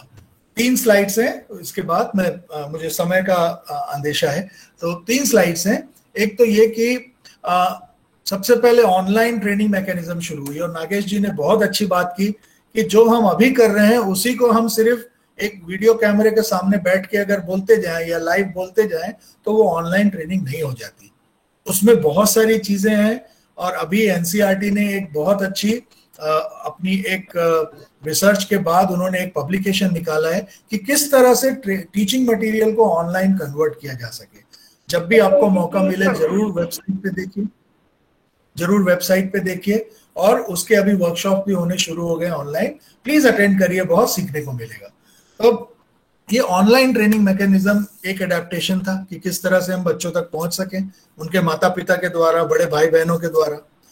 टीचिंग जो ट्रेनिंग और टीचिंग जो थी वो ऑनलाइन मोड से शुरू हुई, उसमें कैपेसिटी बिल्डिंग से शुरू। बच्चे के साथ तो डायरेक्ट हम काम नहीं कर सकते कि बच्चा तो ना देख पाता है ना सुन पाता है ठीक से, तो हम जो उनके आसपास है, जो उनके प्राइमरी और सेकेंडरी केयर गिवर हैं, उनकी कैपेसिटी बिल्ड, उनकी क्षमता वर्धन के द्वारा हम बच्चों तक पहुंचने की प्रयास किए। साथ ही जो टेक्नोलॉजी अवेलेबल है, अब देखिए आप सबके पास स्मार्टफोन होगा, एंड्रॉइड फोन, लेकिन हर एक के पास वैसा फोन नहीं है, अभी भी बटन फोन इस्तेमाल करते हैं। अब वो बटन फोन में वीडियोस बड़े मुश्किल से दिखाई देते हैं, और बहुत सारी चीजें जो एंड्रॉइड फोन में है वो उसमें नहीं है। अगर आप कुछ ऑनलाइन टीचिंग करना है तो मुश्किल है। तो ये जो हैंडसेट है, स्मार्टफोन है, लैपटॉप है, अलग अलग जो जूम है, अभी जैसे हम गूगल मीट कर रहे हैं वो है, स्काइप है, व्हाट्सएप है, इन सारी चीजों का इस्तेमाल कैसे कैसे तरीके से हम, चाहे डेफ ब्लाइंड व्यक्ति हों, बच्चे हों, उनके परिवार वाले हों या उनके टीचर हों, उनके साथ किस तरह से इस्तेमाल करें, इसमें बहुत ज्यादा ध्यान पिछले 1.5 साल में गया। और बहुत सारे लोगों ने इसमें काम करके आज कम से कम इतना जरूर है कि 1-to-1 एक माता पिता के साथ में एक हमारा कनेक्ट बहुत अच्छा हो गया। नॉन अवेलेबिलिटी ऑफ स्मार्टफोन एक बहुत बड़ा प्रॉब्लम है, क्योंकि हर एक के पास स्मार्टफोन नहीं। जब शुरुआत में हमने काम शुरू किया तो हम लोगों ने उनको, जो परिवार है, उनको ये कहा कि भाई आपके पड़ोस में कौन रहता है, उनके यहाँ कोई स्मार्टफोन है क्या? तो बोले हाँ उनके यहाँ है। तो उनसे बात किया हमने, उनको रिक्वेस्ट किया कि भाई दिन में 1 घंटा आप अपना स्मार्टफोन लेके इन माँ बाप के साथ बैठिए ताकि इनको हम कुछ बता सकें। और तब तक हमने स्मार्टफोन्स के लिए फंड रेज किया ताकि ये जो ऐसे जरूरतमंद परिवार है जिनके पास नहीं है, उन तक स्मार्टफोन पहुंच सके विथ नेटवर्क कनेक्शन की। 1 साल तक उनका नेटवर्क कनेक्शन, डेटा कम से कम मिनिमम उनको मिलता रहे। साथ ही जो हमारे बजट थे, जो हमारे प्रोजेक्ट, हम तो एक गैर सरकारी संस्था है, हम लोगों के पास लिमिटेड बजट होता है, तो हम लोगों ने हमारे डोनर्स को कांटेक्ट किया जो प्रोजेक्ट सपोर्ट कर रहे थे कि भाई आप जो पैसा दे रहे थे वो हमारे ट्रैवल के लिए था, वो टीचर्स को ट्रैवल करके बच्चों के पास जाने के लिए था, मीटिंग करने के लिए था, लेकिन अब समय बदल गया है, तो आपके जो बजट लाइन है क्या हम उसमें फेरफार करके ऑनलाइन सपोर्ट किस तरह से दिया जा सके उसके लिए खर्चा कर सकते हैं क्या? और हमारे डोनर्स बहुत, मैं शुक्रगुजार हूं कि वो तैयार हुए कि आपको जिस तरह का भी फेरफार करना है करिए, लेकिन बच्चों तक आप पहुंचते रहिए।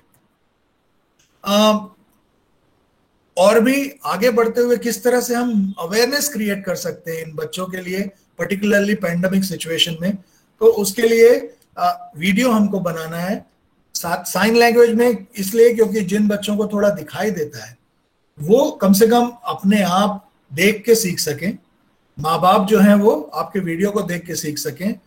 दूसरा, पेरेंट्स का, कोऑर्डिनेटर्स का, एजुकेटर्स का, हेड ऑफ द ऑर्गेनाइजेशन, इन सब का हम लोगों ने व्हाट्सएप ग्रुप बनाया ताकि हमको एक एक के पास जाने के लिए इंडिविजुअली नहीं जाना पड़े।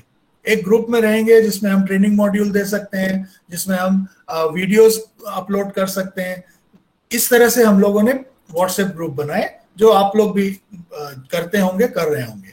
साथ ही जो डॉक्यूमेंट्स हैं, जो हमारे अलग अलग जो फॉर्मेट्स हैं, जिसके तहत जैसे आईईपी का फॉर्मेट हुआ, या कुछ और जो अलग अलग फॉर्मेट जो हम लोग यूज करते हैं, उनको हमने गूगल डॉक पे कन्वर्ट किया ताकि ऑनलाइन लोगों तक पहुंच सके और हमको किसी को लेटर लिख के या ईमेल करने का झंझट ना करना पड़े, जब उनको चाहिए तब वो देख सकते हैं।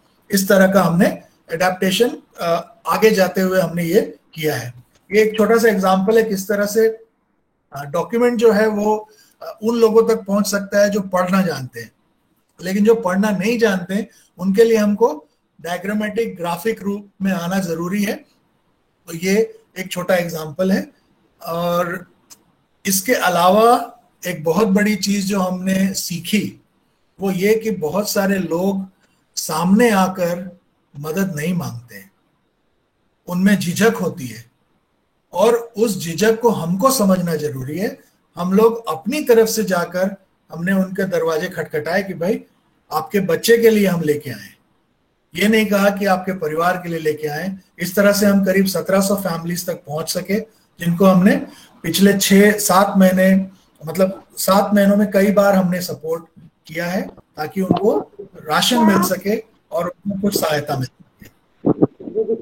आगे जाते हुए फ्यूचर, ये मेरी लास्ट स्लाइड है, जिसमें हमको ऐसे जोन जहां इन्फेक्शन कम है वहां पे हमको डायरेक्ट सर्विसेज शुरू करना चाहिए। हम करेंगे, लेकिन सरकार की अनुमति और उनके अनुसार जब वो बताएंगे तब। और जिन एरियाज में रेड जोन है या जिनमें इन्फेक्शन अभी भी थोड़ा कम है लेकिन कम है, तो वहां जब भी सरकार की अनुशंसा होगी तब हम लोग उस एरिया में फिर से हमारे काम शुरू करेंगे, डायरेक्ट काम 1-to-1 सपोर्ट जो रहेगा वो।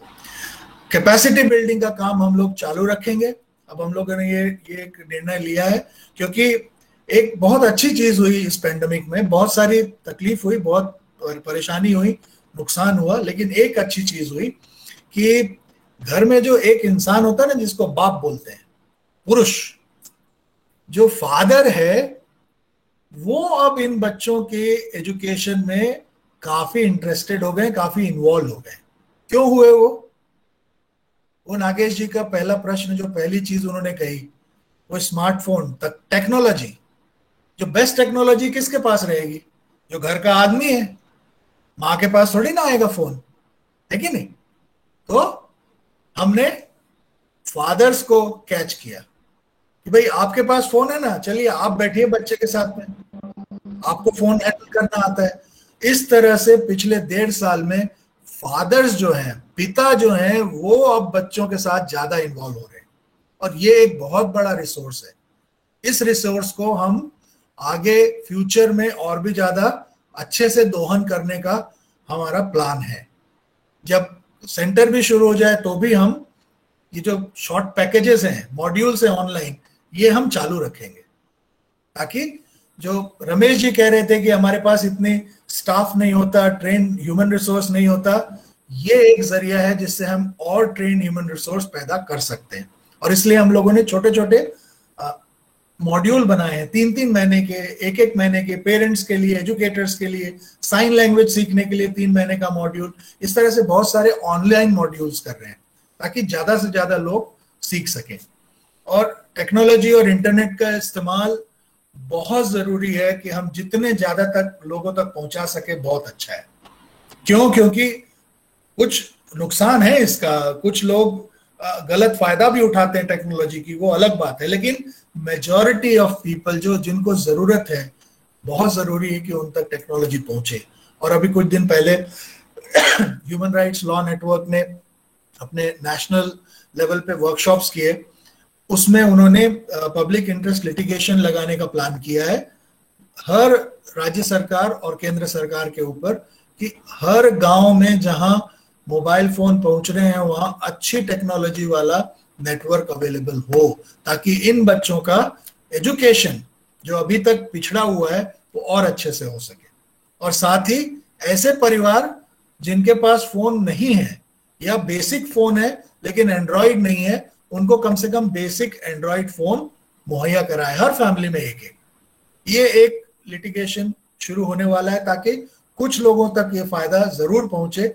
ऐसे लोग जो बिल्कुल हमारे हाई सपोर्ट नीड के दायरे में आते हैं, उन तक ये पहुंचे, तो टेक्नोलॉजी का अच्छा इस्तेमाल हम कर सकेंगे। साथ ही साथ जो हमारी कोविड की जो सावधानियां हैं, जैसे दूरी बनाए रखना है और साथ ही साथ हाथ धोना है, मास्क लगाना है, ऐसी जगहों पे नहीं जाना है जहां भीड़ है, रोज सब्जी लेने जाने की जरूरत नहीं है, क्या हम हफ्ते भर की का सामान ला सकते हैं क्या एक बार में, या इस तरह की जो चीजें हैं वो ध्यान में रखना है। साथ ही हम कैसे जो किट और सपोर्ट, जो रिलीफ किट है, वो हम किस तरह से जरूरतमंदों तक बराबर पहुंचाते रहें, उसके लिए हमको रिसोर्स और भी ज्यादा मोबिलाइज करने होंगे, इकट्ठा करने लगेंगे। और सबसे इंपॉर्टेंट चीज एक है कि कई जगह डेफ ब्लाइंड एडल्ट्स ने ये कहा है कि उनके सेफगार्डिंग के इश्यूज है, मतलब उनको कहीं ना कहीं इमोशनल हैरेसमेंट या फिजिकल हैरेसमेंट सहन करना पड़ रहा है। उसको दूर करने के लिए अब हमारा प्लान है कि किस तरह से फैमिलीज के साथ हम काम करें ताकि ये शारीरिक और मानसिक जो हरासमेंट है वो दूर हो सके। तो इन शब्दों के साथ मैं फिर से बहुत धन्यवादी हूं आप लोगों का इस समय देने के लिए, ताकि हम आज हेलन केलर जो हमको एक बहुत बड़ी चीज सिखा के गई कि कभी हमको हथियार नहीं डालने हैं, कभी हमको हाथ नहीं खड़ा करना है कि मैं नहीं कर सकता या नहीं कर सकती, कोशिश तो जरूर करनी है। और उन्होंने एक बात कही कि ये जो दुनिया है ये सिर्फ जो बहुत बलशाली शक्तिशाली बड़े बड़े लोग हैं सिर्फ उनके कारण नहीं चल रही है, ये चलती है हम जैसे हर एक व्यक्ति का एक छोटा सा सामान्य जो धक्का देते हैं उससे ये दुनिया चल रही है। इसलिए जरूरी है कि जो धक्का हम दे सकते हैं, जो प्रयास हम कर सकते हैं वो जरूर करें। हेलन केलर की बात से एक और चीज, मैं एक और बात से अपना बात खत्म करूं कि उन्होंने कहा कि alone we can do so little, अकेले हम बहुत कम काम कर सकते हैं, together we can do so much, एक साथ मिलके हम बहुत काम कर सकते हैं। Thank you very much. Thank you sir. बहुत बहुत धन्यवाद सर। आज आपने एक कुशल निर्देशन, आशीर्वचन और रोड मैप हमारे बीच रखा कि किस तरीके से आपकी विभिन्न गतिविधियां हमारे लिए एक नए उपायदान को सुनिश्चित कर रही हैं। मैं संपूर्ण सीआरसी परिवार की तरफ से आपका धन्यवाद ज्ञापित करता हूं सर। अगली कड़ी में मैं आमंत्रित करता हूं मिस श्रुति लता सिंह जी को, advocacy officer Sense International India. आप आए और आज के इस कार्यक्रम में अपने अनुभव हमारे बीच रखें। श्री श्रुति लता सिंह जी। नागेश जी, आई थिंक श्रुति लता जी अभी जुड़ी नहीं है और वो सीआरसी अहमदाबाद के साथ अभी सेशन में तुरंत अभी वो कुछ ही मिनटों में जुड़ रही हैं, 5 से 10 मिनट में जी। तो सेशन को हम आगे जी। श्रुति मैम हमारे बीच जल्द ही जुड़ने वाली हैं। अगले एड्रेस के लिए मैं आमंत्रित करता हूं श्री रश्मिकांत मिश्र सर को, senior trainer capacity building Sense International India. आप आए और आज के विषय पर अपने महत्वपूर्ण भाव रखें। श्री रश्मि जी। बहुत बहुत धन्यवाद नागेश जी, और आप सभी लोग जो यहाँ जुड़े हैं, काफ़ी बड़े बड़े लोग हैं, अनुभवी लोग हैं, हमारे हमसे काफ़ी अनुभव है इस क्षेत्र का। और अभी अखिल सर ने भी काफ़ी सारी चर्चाएं की बद्रांतर के क्षेत्र में, हमने भी इस पैंडेमिक में क्या क्या किया इस विपदा के समय में, उन्हीं के बातों को मैं थोड़ा गहराई से उस पर चर्चा करूँगा और प्रैक्टिकली उसको हमने किस तरीके से आगे बढ़ाना चाहिए हम सभी को। जो चैलेंजेस हैं, कुछ और चैलेंजेस हैं, उनको मैं शेयर आपके साथ साझा करूँगा, और उसके साथ साथ किस तरीके से हम उससे पार पा सकते हैं उसके बारे में भी कुछ दिशा निर्देश जो हमने बनाए थे पिछले पैंडेमिक के दौरान, उसके बारे में मैं थोड़ा चर्चा करूँगा। मैं अपना पीपीटी शेयर करता हूँ।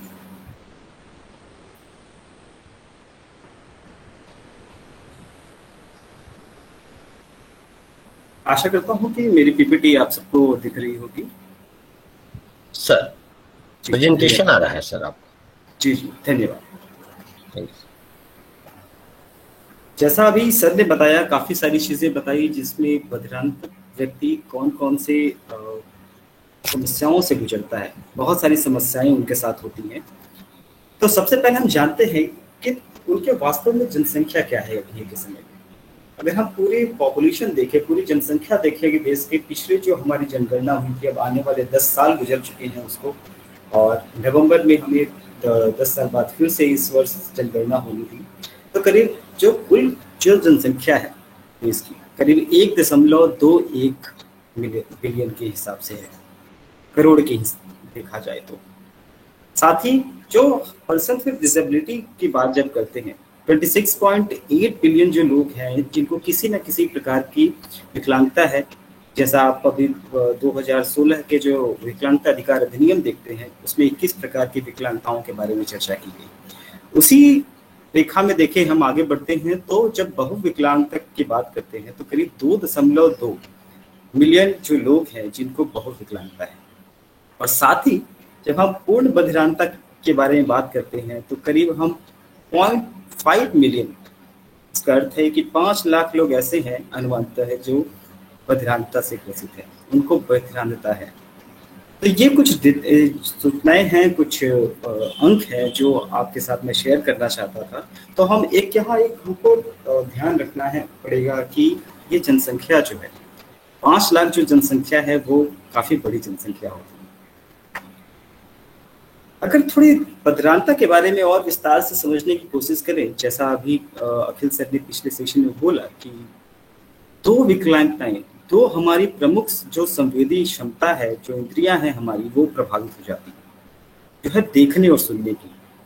करीब 94% हम जीवन में जो भी चीजें सीखते हैं, चाहे वो हमें बचपन में एक तरफ से दूसरी तरफ पलटना हो या फिर हम एक कदम चलना हो, सुबह उठकर जब हम ब्रश करते हैं या हम शौचालय जाते हैं, हर एक चीज के बारे में जो हम सूचना सीखते हैं या आज के समय में हम जिस तरीके से इस टेक्नोलॉजी के तकनीक के इस्तेमाल करना हम सीख रहे हैं, हर एक चीज हम ज्यादातर अपने देखने और सुनने की क्षमताओं के साथ इस्तेमाल करते हैं। और बाकी बची जो चीजें हम सीखते हैं, हमारी जो अन्य इंद्रियां हैं उनके माध्यम से सीखते हैं। तो हमारे मस्तिष्क में एक चीज जो अखिल सर ने पहले ही बिठाया कि हमें सीखने का जो सबसे बड़ा माध्यम जब बन जाता है वो हमारा स्पर्श, सुगंध, गंध और स्वाद के ऊपर हम ज्यादा निर्भर हो जाते हैं। तो हम मान के चलिए कि सबसे ज्यादा जो हमें कोई भी बधिरांत व्यक्ति जो सीखता है वो स्पर्श के माध्यम से सीखता है। अब बात आती है जब हम देखने और सुनने की क्षमताएं अगर बाधित हो गई, तो जब देखने और सुनने और जो हमें कोई भी चीजें हम तक पहुंच नहीं रही है, हमने कोई व्यक्ति ऐसे स्थिति में है जहां पर वो जीवन में किसी चीज को देखा या उस शब्द को सुना नहीं कि वो चीज क्या है, तो उसको व्यक्त करने में बहुत ज्यादा समस्या आती है। और ज्यादातर हम अपने आप को व्यक्त करने के लिए एक गैर विकलांग व्यक्ति के तौर पे हम अपने भाषा, अपने संवाद माध्यम का जो इस्तेमाल करते हैं, हम संवाद करते हैं, हम अपने बोलने की क्षमता से हम प्रदर्शित करते हैं। लेकिन वही बधिरांत व्यक्तियों के साथ जो समस्याएं हैं, तो सबसे बड़ी समस्या आपको यही है कि वो व्यक्त करने में उनको समस्या आती है।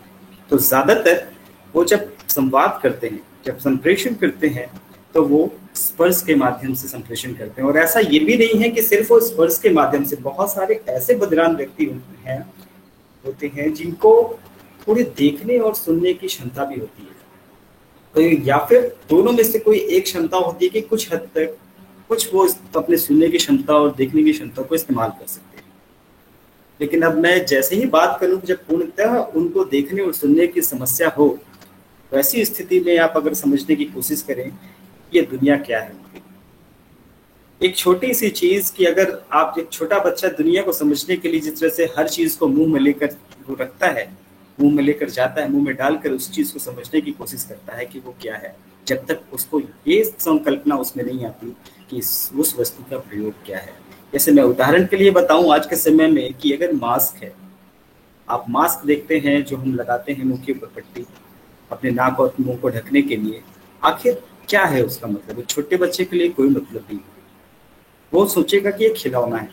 लेकिन उसी प्रकार से आप अगर बधिरांत व्यक्ति की समस्या को ध्यान में रखें और उनको किसी वस्तु, जिन्होंने जीवन में कोई चीज देखी नहीं, कभी इस्तेमाल नहीं किया हो, वो उनके लिए किस तरीके से उपयोगी होगा और उनके लिए उसके क्या महत्व होंगे, वो समझना उसके लिए बहुत मुश्किल होता है। तो हर एक चीज, चाहे जीवन के वो कपड़े पहनने से लेकर या जिस पर ब्रश करने तक है या कुछ खाना खाने से संबंधित है, उनके लिए बिल्कुल एक अलग माहौल है। उनके जो जीवन पूरी चक्र है, वो जहां तक उनके हाथ पहुंच पाए, वो उनकी दुनिया बनकर रह जाती है। इसका सबसे बेहतरीन उदाहरण अभी लॉकडाउन है, जब आप देख सकते हैं कि जब आपको घर के बाहर नहीं जाने को मिले, आपको इस दुनिया को वास्तव में घूमने फिरने की मौका ना मिले, चीज़ों के बारे में जानने की मौका ना मिले, आपको एंजॉय मनोरंजन का मौका ना मिले, विभिन्न रेस्टोरेंट में खाने, होटलों में जाकर खाने की मौका ना मिले, तो कैसी समस्या। आप एक तरीके से जैसे लगेगा कि आप दुनिया से डिस्कनेक्ट हो गए। उसी प्रकार एक बधिरान व्यक्ति की दुनिया को अपने मस्तिष्क में उतारिए और देखिए जब वो देख नहीं पा रहा, सुन नहीं पा रहा, तो किस तरीके से वो एक अकेला रह जाता है। घर में माता पिता हैं आज के समय में, लेकिन माता पिता को ये नहीं समझ पा रहा कि हम उनसे कैसे अपने संप्रेषण करें, कैसे संवाद करें, अपनी चीज़ों को कैसे बताएं, या उनसे क्या, उनको क्या ज़रूरत है, उनको कैसे समझे। ये सारी समस्याएं उनके साथ आती हैं। उनको ये सबसे बड़ी समस्या है कि अभी अगला क्या होता है। जनरली आप देखेंगे जब बच्चों के साथ की माँ, जो भी माँ है या पिता है घर पे, वो उसको पकड़ कर लेकर जाते हैं, चीज़ें टॉयलेट ले जाते हैं या फिर उठा कर लेकर चेयर पे या ज़मीन पर बिठाते हैं, खाना खाने के लिए देते हैं। उनको ये समझ नहीं आता कि आने वाले समय में होना क्या है, मेरे साथ अगला क्या होने वाला है, मुझे अगला क्या करना है, मेरे आसपास कौन है। ये सारी समस्याएं उनके अंदर होती हैं। साथ ही जो विभिन्न इंद्रियों के से जो सूचनाएं प्राप्त कर रहे हैं, मुख्य 2 इंद्रियां तो वहां पर सीमित हो चुकी हैं अभी। बाकी जो इंद्रियां हैं, उन सारी इंद्रियों को मिलाकर किस तरीके से उन सूचनाओं को एकत्रित करना और समझना कि आखिर इस चीज का, मैं एक छोटा से फोन की बात करूं तो आखिर ये चीज है क्या, इसका कार्य क्या है। तो ये छोटी छोटी बारीकियां समझना उनके लिए बहुत मुश्किल होती है। उनके सीखने का तरीका बिल्कुल अलग होता है। वो स्पर्श के माध्यम से सीखते हैं। हर एक चीज, वस्तु, शब्द या आपको सांकेतिक भाषा का इस्तेमाल करके एक साथ जब आप उसको मिलाते हैं, तब जाके किसी संकल्पना को विकसित कर सकते हैं। और सबसे महत्वपूर्ण चीज मैं पहले ही कह चुका कि जो संवाद का माध्यम है वो स्पर्श तक सीमित हो जाता है। स्पर्श उनका एक प्रमुख माध्यम है। और आज के समय, जैसा अखिल सर ने बोला कि हमें सामाजिक दूरी बना के रखनी है, तो आप समझिए कि जीवन की हर एक जो उनकी स्थिति है, कार्य हैं, किस तरीके से उनका अलगाव हो जाता है। और जो सीखा उन्होंने वो भी उसमें पीछे जा रहे हैं, वो भी सीखने में उन्हें समस्या आ रही है। जो सिखाने की कोशिश कर रहे हैं वहाँ पर भी समस्या होती है। तो स्पर्श के माध्यम महत्वपूर्ण होने के कारण कहीं ना कहीं उनको संवाद करने में समस्या होती है। हमने एक सर्वे किया था, हमने जब कोरोना पिछले साल में हमने जब आकलन किया, उसके दौरान उसमें हमने कुछ सूचनाएं एकत्रित की। करीब उसमें 80 अभिभावक जो हैं बधिराम जनों की, उन्होंने इस सर्वे में भाग लिया और उससे हमने कोरोना से संबंधित, कोविड से संबंधित कुछ सूचनाएं एकत्रित की, जिसमें ये समझना था कि आखिर कि उनको वास्तव में कोरोना के बारे में जानकारी है या नहीं। क्योंकि वो देख सुन सकते हैं और उनके आसपास की चर्चाएं चल रही हैं, तो करीब 80% लोगों ने कहा कि उनको इसके बारे में सूचना है। वहीं जहां हम देखने की कोशिश कर रहे हैं कि बच्चे, अभिभावकों ने जवाब दिया कि बच्चों को, जिसमें से 45% ऐसे बच्चे हैं जिनको कोरोना के बारे में, कोविड के बारे में ऐसी जानकारी नहीं है।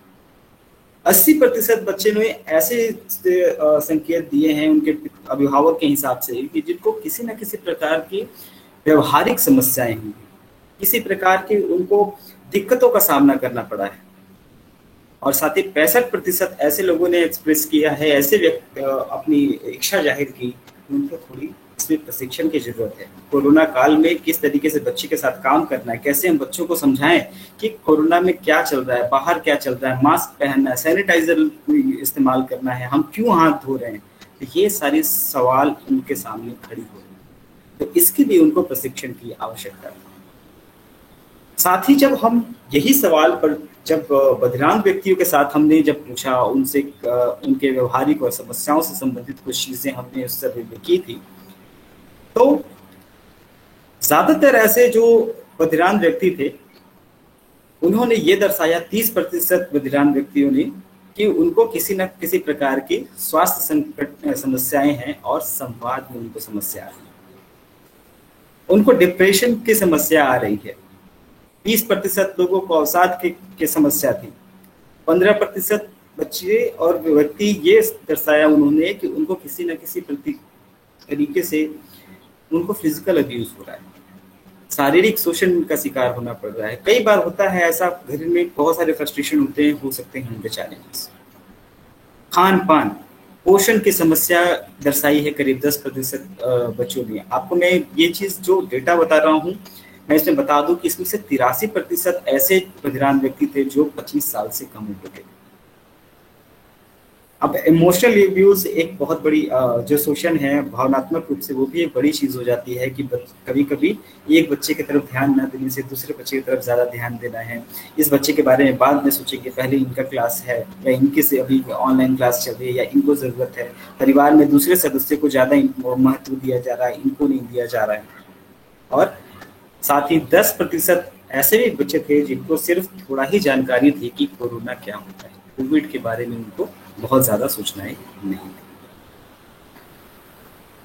सर ने पहले बहुत सारी चीजें बताई, जैसे कम्युनिकेशन जो सबसे बड़ा माध्यम है किसी भी बधिरान व्यक्ति के लिए, जरूरत के जो दो चीजें हैं, तीन चीज जो सबसे महत्वपूर्ण होती है किसी भी बधिरान व्यक्ति के जीवन में, वो होता है संप्रेषण। उसके बाद बारी आती है अनुस्थिति गतिशीलता की, जिसको हम ओरिएंटेशन मोबिलिटी बोलते हैं। और तीसरी access to information from the environment, जो कि वातावरण से सूचनाएं जो उनको एकत्रित करनी है, वहां पे उनको बहुत सारी समस्याओं का सामना करना पड़ता है। तो ये जो दूरी बन रही है, जो सामाजिक दूरी के बाद जब करते हैं, तो वहां पर उनके जो संवाद का माध्यम है, जो मुख्य संवाद का माध्यम है, वो कहीं ना कहीं टूट रहा है। जो निरंतर चलने वाले कई ऐसे बच्चे हैं जिसके बारे में, जिनको बहुत सारी सह जो विकलांगताएं हैं, जुड़ी ही विकलांगताएं हैं। कई ऐसे बच्चे हैं जिनकी फिट्स की दवाएं चल रही हैं या रेगुलर मेडिसिन चलते हैं, दूसरी जो दवाएं चल रही हैं वो वहां खरीदने में समस्या आ रही है।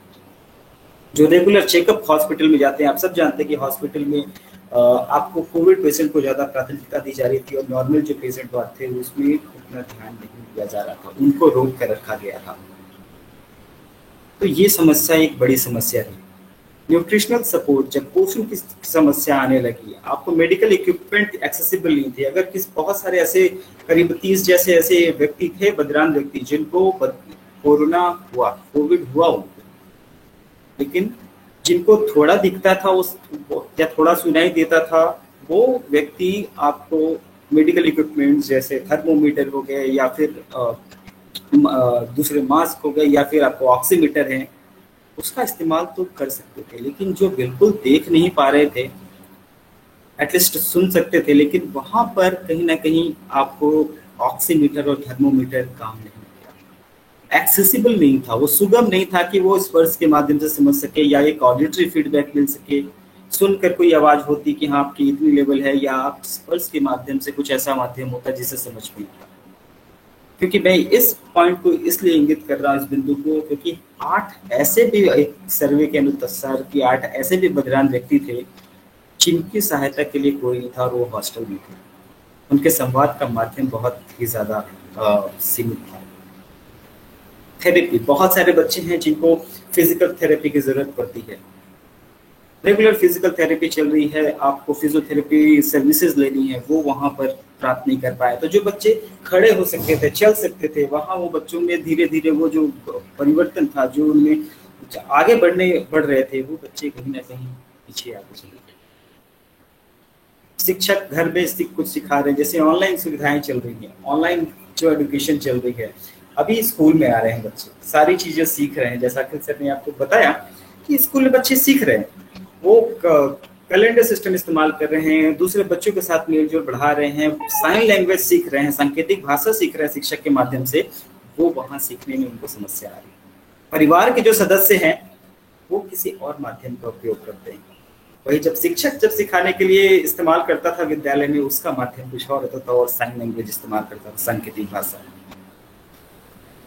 और पैसे रुपए की संकट तो हर परिवार के साथ है, साथ साथ जो बधिरान व्यक्ति स्वयं का रोजगार करते थे, स्वरोजगार करते थे, इस लॉकडाउन में उनके रोजगार से में काफी हानियां, कई के बंद होने के कगार पे आ गए, उनको सहायता प्रदान की जरूरत पड़ रही है।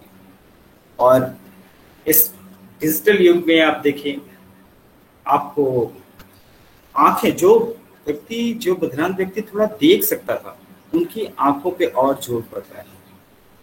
जो बच्चे स्कूल में जाते थे, समग्र शिक्षा के अंदर एनरोल्ड थे, क्लास में जाते थे, उनके लिए अगर आप देखें तो शिक्षा ना के बराबर है। ऑनलाइन क्लासेस चल रहे हैं, लेकिन वहाँ पर कहीं ना कहीं बधिरान बच्चों के जो समावेशन है वो पीछे रह जाता है। तो ये कुछ समस्याएं जो बधिरान व्यक्तियों के दृष्टिकोण से थी, जो मैंने जोड़ने की कोशिश की। यही अगर माता पिता की समस्याएं, मैं बहुत ज्यादा इसमें नहीं जाऊंगा क्योंकि अखिल सर ने बहुत सारी चीजें इसमें पहले ही बता दी, लेकिन कुछ जो जरूरी चीजें हैं मैं जरूर इंगित करना चाहूंगा इसमें। ये सबसे बड़ा चैलेंज इस पेंडेमिक में, सबसे ज्यादा चैलेंज जो किसी के साथ कठिनाई आती है वो माँ के लिए होती है। अभी के समय में अगर आप देखें ज्यादातर माँ आगे बढ़ रही थी, लेकिन एक अच्छी बात ये भी थी कि पिता भी उसमें सहयोग कर रहे थे। बहुत सारे पिता आगे बढ़कर सहयोग करना स्टार्ट किया उन्होंने। और एक माँ के लिए परिवार, जहाँ पे संयुक्त परिवार हो, वहाँ पे समस्या आप समझ सकते हैं कि कितनी जटिल है, कि हर किसी को समय देना कितनी बड़ी कठिनाई का है, कितनी बड़ी विपरीत, मतलब आप कह सकते हैं कि ये तो काफी चैलेंजिंग है उनके लिए, पेरेंट के लिए। तो एक बहुत सारे हाथ और बहुत सारे दिमाग को साथ में लेकर चलना बहुत मुश्किल है। दूसरा कि विद्यालय में आने के बाद कई प्रकार से जो शिक्षक हैं, विशेष शिक्षक हैं, वो उनके साथ विभिन्न प्रकार के शैक्षणिक सामग्री उपकरण का इस्तेमाल करते हैं, खुद से बनाते हैं, लेकिन यही चीज घर में सीमित हो जाती है। विद्यालय, विशेष विद्यालय में या जो स्थान जो बना है या घर पर जाकर जो शिक्षाएं देती हैं, उनका स्थान घर पे आप देखें तो कम हो जाता है। वही विद्यालय में जब आते थे तो हर चीज व्यवस्थित तौर पे होती थी। और जब ज्यादातर गांव के आज के समय में आपको सबसे बड़ी समस्या आपसे मैं ये बताऊं कि इंटरनेट की समस्या बहुत ज्यादा है। स्मार्टफोन गांव में, और जो थोड़ी आर्थिक रूप से जो कमजोर वर्ग है उनके पास स्मार्टफोन होना एक बहुत बड़ा चैलेंज है। और इंटरनेट, सारे लोग, हम आप जितने लोग हैं इस इंटरनेट पे हैं, चाहे आप जियो इस्तेमाल कर रहे हैं या आप BSNL इस्तेमाल कर रहे हैं, एयरटेल कर रहे हैं, लेकिन लोड इतना ज्यादा है कि आपको इंटरनेट उस स्थान तक नहीं पहुंच पा रहे। और जब बच्चे में प्रगति नहीं हो रही है, बच्चे के सीखने की क्षमता में पीछे जाते हुए देख रहे हैं, परिवार के बहुत सारे बोझ बढ़ते जाते हैं, तो देखें आप कि जो उनके मुख्य देखभाल करता है उन पे कितनी ज्यादा तनाव आ जाते हैं। वो भावनात्मक रूप से कहीं ना कहीं टूटते हुए दिखते हैं। इसमें विशेष शिक्षक और सीवियर वर्कर की बात करूं तो उनके साथ भी थोड़ा बहुत ऐसा ही कुछ समस्या है। आप देख सकते हैं कि जो गाँव में चले गए हैं, अब तो सबके पास कह सकते हैं कि स्मार्टफोन है, लेकिन अब भी बहुत सारे लोगों के पास नहीं है। इंटरनेट की समस्या उनके साथ भी बनी है। आज हम जूम ऐप यूज कर रहे हैं, गूगल यूज कर रहे हैं, वाइज ऐप यूज कर रहे हैं, बहुत सारे ऐप आ गए, लेकिन हमें उसे इस्तेमाल कैसे करना है। विशेष शिक्षक इस्तेमाल कर पा रहे हैं, लेकिन पेरेंट कैसे इस्तेमाल करेंगे, अभिभावक कैसे इस्तेमाल करेंगे, उनको समझाना एक कठिनाई है उनके साथ। पेरेंट्स को आप यहाँ से एक शिक्षक किसी संकल्पना के बारे में समझा रहा है कि आप ऐसे करें, इस तरीके से ये जो आप पद्धति या रणनीति अपनाएंगे तो आप बच्चे को ऐसे सिखा सकते हैं। हाथ के ऊपर हाथ पकड़ के हर सुबह आपको ब्रश करानी है। कितना डिटेल्ड और स्ट्रक्चर तरीके से, सही तरीके से समझाते हैं, लेकिन क्या बच्चे तक पहुंचने में वो कहीं ना कहीं पूरी तरीके से पीछे रह जाते हैं, वो कमी पड़ जाती है। क्योंकि पेरेंट जो अभिभावक हैं उनके साथ भी ये प्रतिस्पर्धा है, उनके साथ भी बहुत सारी कठिनाइयां हैं, परिवार के अन्य कार्य होते हैं। और दूर से बैठे बैठे किसी चीज को समझाना कितनी समस्या की चीज हो सकती है, आप भी समझ सकते हैं। साथ ही आईपी हमने पिछले साल 2019-2020 में, तो आप समझिए आईपी हमने बनाया और इम्प्लीमेंट, जैसे अप्रैल से स्टार्ट किया हमने उसको इम्प्लीमेंट करना, और इम्प्लीमेंट तो हुआ। हमने वीडियो कॉल जो भी चीजें हैं माध्यम से हमने तैयार करने की कोशिश की, लेकिन उसका हमने वापस मूल्यांकन करने में समस्या आई। शिक्षकों को बहुत सारी समस्याओं का सामना करना पड़ रहा है। रेगुलर आज बच्चे के साथ हमने ये तरीका इस्तेमाल किया अभिभावक ने, लेकिन कल वही चीज नहीं कर पाए। तो जो करने और नहीं करने के बीच में जो गैप आ रही है, ये एक बड़ी समस्या है शिक्षकों के लिए, कि जो प्लान बना रहे हैं वो कहीं ना कहीं पीछे हो जाता है। और वीडियो कॉल्स पे जो बच्चे आते हैं, चाहे थेरेप्यूटिक सर्विस के लिए, गाइडलाइन लेने के लिए, या शिक्षक उनके साथ काम करता है, तो बधिरांग बच्चों में बहुत ज्यादा एक छोटा स्पैन आप देखिए, जो उनकी एकाग्रता की क्षमता होती है 10 मिनट, 15 मिनट, अधिक से अधिक 20 मिनट, वो भी बहुत बड़ी बात है उनके लिए। तो जो विशेष शिक्षक हैं उनके साथ ये समस्याएं आती हैं। अब हम बात करेंगे कि इन सारी समस्याओं को तो हमने अब सुन लिया कि बहुत सारी समस्या है, बहुत ये सारी कठिनाइयां हैं। अब हम इससे पार कैसे पाएंगे? पार पाने का सबसे महत्वपूर्ण चीज है, हम जैसे ही सेंस इंटरनेशनल इंडिया इतने सारे पार्टनर के साथ काम करती हैं, तो हमने सबसे पहली बात कही कि आप टाइम टेबल बनाएं। आपके पास ऑलरेडी आईपी है, आपके पास व्यक्तिगत शैक्षणिक कार्यक्रम है, आप अभिभावक के सहयोग से एक समय सारणी तैयार करें और समय सारणी तैयार करते समय कुछ बिंदुओं का ध्यान रखें कि आईपी में जो मुख्य गोल हैं वो एक तरफ रखें। पूरी दिन के शुरू होने से लेकर के अंत तक जब बच्चा सोने जाता है, जो भी एक्टिविटी वो नॉर्मली करता है, चाहे बेडिंग, ब्रशिंग, ब्रश करना, खाना पीना, नहाना या फिर खेलना, ये सारी चीजें आप समय अनुसार डालें। यही सारी चीजें, और सिर्फ एक 3 टाइम जो है, जो सुबह का टाइम है 12 बजे तक का, फिर शाम के 4 बजे तक का, या फिर रात के सोने समय तक का, तो उसको हर एक टाइम में जो जब बच्चा या व्यक्ति बहुत ज्यादा उस समय जागरूक हो, वो कार्य में गतिविधियों में सहयोग दे रहा है, उस समय वो एक आईपी गोल आप अभिभावकों को सजेस्ट करें और अभिभावक जो है, माता पिता हैं, उसको पूरा करें।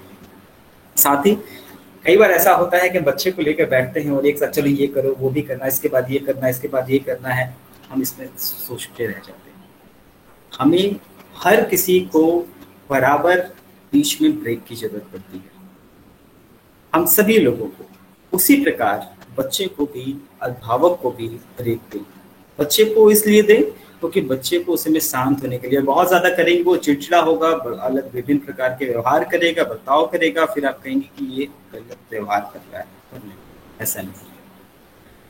घर के अंदर जैसे बाकी बच्चों के पढ़ने के लिए, खेलने के लिए स्थान बनाया है आपने, जहां तक मुमकिन हो सके आप उनको भी वो स्थान दें। वो उनके खेलने की वस्तु वहां रखें, उनको बताएं कि आसपास क्या क्या वस्तुएं रखी है, तुम्हारी वस्तु किस जगह रखी है, खेलने की, पढ़ने की या कपड़ा पहनने की, हर चीज के बारे में बताएं। बच्चे को वर्तमान जो स्थिति है, जो भी माध्यम हो, उस माध्यम से कोशिश करें कि उनको बताएं कि क्या चल रहा है बाहर, हम क्यों बाहर नहीं जा सकते। अब जो सरकारें विभिन्न दिशा निर्देश जारी कर रही हैं, उनके बारे में थोड़ा थोड़ा बताएं। घर में मास्क का इस्तेमाल करें, आप ग्लव्स का इस्तेमाल करें। अब जब आप बच्चे से स्पर्श के माध्यम से कम्युनिकेट कर रहे हैं, माता पिता बाहर जा रहे हैं, डर है उनको कि मैं बाहर जा रहा हूँ, कहीं कोविड मेरे बच्चे को ना आ जाए। तो हमें एक माता पिता के तौर पे अगर जब देखते हैं तो उनको ये हमेशा जागरूक करना है कि आप सुरक्षा का ध्यान जरूर रखें। मास्क घर में पहनने की जरूरत है, जहां भी आप बच्चे से मिलने जा रहे हैं मास्क का उपयोग करें या ग्लव्स का उपयोग करें, या अच्छे से आप नहा लें, अपने हाथ को सैनिटाइज कर लें, वो ज्यादा महत्वपूर्ण है। और बच्चा अगर छोटी छोटी चीजें भी करता है, अगर बच्चे में थोड़ी भी सीख ली, तो उसको आप उसकी शाबाशी देना ना भूलें, उसमें हमेशा उसको अभिप्रेरणा दें, उसको प्रेरित करें सही करने के लिए, बेहतर करने के लिए, और ज्यादा करने के लिए उसके। और खुद के बारे में भी ध्यान रखें कि घर पे हम आप बैठे हैं और हमेशा हम कभी खाना बना रहे हैं, या फिर ऑफिस का काम कर रहे हैं, या फिर कुछ खेती करने चले गए बाहर गांव में, बच्चा घर में अकेला है, लेकिन हमको इन सारी चीज़ों का भी ध्यान रखना है। खुद को भी समय देना है, आपको बच्चे को भी देना है, ये ज़्यादा महत्वपूर्ण है। अपनी स्वच्छता, शारीरिक स्वच्छता बच्चे की बहुत महत्वपूर्ण है, आपकी शारीरिक स्वच्छता बहुत महत्वपूर्ण है। बच्चे के लिए खान पान जो उसको पोषण दे, वो बहुत इंपॉर्टेंट है, बहुत ज़्यादा महत्वपूर्ण बनता है। एक समस्या जो मैंने पहले जब पिछली स्लाइड में जब मैंने बात की थी कि सबसे बड़ी समस्या थी कि उनको मनोवैज्ञानिक रूप से काफ़ी समस्याएं आती हैं। तो कई बार अभिभावक चाहे शहर में हो या गांव में, ये सोचते हैं कि अच्छा मुझे क्यों किसी साइकोथेरेपिस्ट या साइकेट्रिस्ट के पास मुझे कंसल्ट करना चाहिए। सरकार ने नेशनल हेल्पलाइन बना रखी है इसके लिए। तो मैं यही सुझाव करूंगा कि हमेशा आपको जब भी ज़रूरत पड़े आप वहाँ संपर्क करें उस टोल फ्री नंबर पर। और ये टोल फ्री नंबर जो फ्लायर है CRC के, उसके फ्लायर के ऊपर भी आप देख सकते हैं वो नंबर दिया है। और ये शेयर करें पेरेंट्स के साथ। बैठने की स्थिति का ध्यान रखें। ग्रामीण क्षेत्रों में ध्यान रखें कि बच्चों को जब आपको ऐसा लगता है कि बच्चे क्या करेंगे, बच्चे को आप घर के आसपास उनके आंगन में खेलने दें, उनको खेत पर लेकर जाएं। थोड़ा सुरक्षित दिशा निर्देशों को ध्यान में रखकर इन सारी चीजों को, गतिविधियों में उनको सम्मिलित करें ताकि उनको उसमें हम आगे बढ़ा सकें। और अब टीचर्स, जो विशेष शिक्षक हैं, उनके लिए सबसे बड़ी बहुत ही महत्वपूर्ण चीज़ है कि आप एक छोटे एक एक महीने का प्लान बनाएं। आप एक साप्ताहिक क्या कहते हैं उद्देश्य बनाएं, जिसको ऑब्जेक्टिव हम बोलते हैं। साप्ताहिक उद्देश्य किस तरीके से हमको पूरा करना है, बच्चे के साथ, अभिभावक के साथ मिलकर इसकी बातें करें और इन सारे कार्यों को आगे बढ़ाएं। छोटे वीडियोस शेयर कर सकते हैं आप, छोटे छोटे बनाकर, जिनके पास व्हाट्सएप है, सर ने जैसे बताया, जिनके पास फोन नहीं है, पड़ोसियों से हमने अनुरोध किया कि आप उनको फोन कुछ समय के लिए आप दें ताकि उनके बच्चे की पढ़ सके। तो ये सारे हमने भी कोशिश की है, परिवार के जनों ने कोशिश की, हमारे साझेदार संस्थाओं ने कोशिश की है। हमेशा कनेक्ट रहने के लिए हमने व्हाट्सएप ग्रुप बना के रखा है। हमने ऑनलाइन कोर्स स्टार्ट किया, 3 ऑनलाइन कोर्स स्टार्ट किया हमने। 3 चीज़ों को ध्यान में रखते हुए, शिक्षक, थेरेपिस्ट, प्रोफेशनल्स को ध्यान में रखते हुए हमने कोर्स स्टार्ट किया, जो हम इसी जुलाई से अगले अगस्त से स्टार्ट कर रहे हैं और अभी ओपन किया है 3 महीने का कोर्स, जिसके लिए 30 अंक भी दे रही हैं RCI, आपको CRE पॉइंट्स देते हैं पूरा करने पर। इसके अलावा पेरेंट्स के लिए हमने ऑनलाइन कोर्स स्टार्ट किया, जो पेरेंट्स कभी बाहर नहीं आते थे, वो पेरेंट्स अब धीरे धीरे हम साझेदार संस्थाओं के माध्यम से उनसे जुड़कर उनको हम ट्रेनिंग दे रहे हैं, विभिन्न विषयों पे उनको प्रशिक्षण दे रहे हैं। और अभी हमने साइन लैंग्वेज, जो एक बहुत बड़ा चैलेंज था, जो हमने सर्वे में देखा कि हम बच्चे से संवाद नहीं कर पा रहे हैं, तो सांकेतिक भाषा पर भी हमने 3 महीने का जो कोर्स है, वो पाठ्यक्रम है, हमने स्टार्ट किया है। तो ये कुछ महत्वपूर्ण चीजें थी जो मुझे बताना बहुत ही जरूरी था। और लास्ट पॉइंट में साइकियाट्रिस्ट जो फिजियो सोशल बिहेवियर्स को के बारे में चर्चा कर रहे हैं, जो मनोचिकित्सक हैं, उनके लिए थोड़ी बहुत तो मैंने कुछ पॉइंट्स यहाँ लिखे हैं जो मुझे ध्यान में आया कि बच्चे के साथ अगर जब भी आप कार्य कर रहे हैं, बच्चे के आप किसी भी बर्ताव को के बारे में चर्चा कर रहे हैं या उसको आपको ठीक करने की कोशिश कर रहे हैं, उस पर कार्य करने की, तो बच्चे के पसंद नापसंद को ध्यान में रखें। उनको वैसे गतिविधियों में सम्मिलित करें और कार्य करें जो उनको पसंद है, जिसमें सबसे ज्यादा वो ऊर्जा के साथ कार्य करते हैं, उसका इस्तेमाल करें। और पहचान करें ये भी कि कौन ऐसी चीजें उनके वातावरण में, उनके माता पिता से बात करें कि जो उनको कहीं ना कहीं परेशान कर रहा है, और कौन सी ऐसी चीजें हैं उसकी पहचान करिए जिससे वो थोड़ा शांत और अपने आप को बेहतर महसूस कर रहा है। बच्चे को आप अतिरिक्त समय दें, उनको सहायता के लिए उनको जरूरत पड़ती है कि उनका खुद का समय मिले।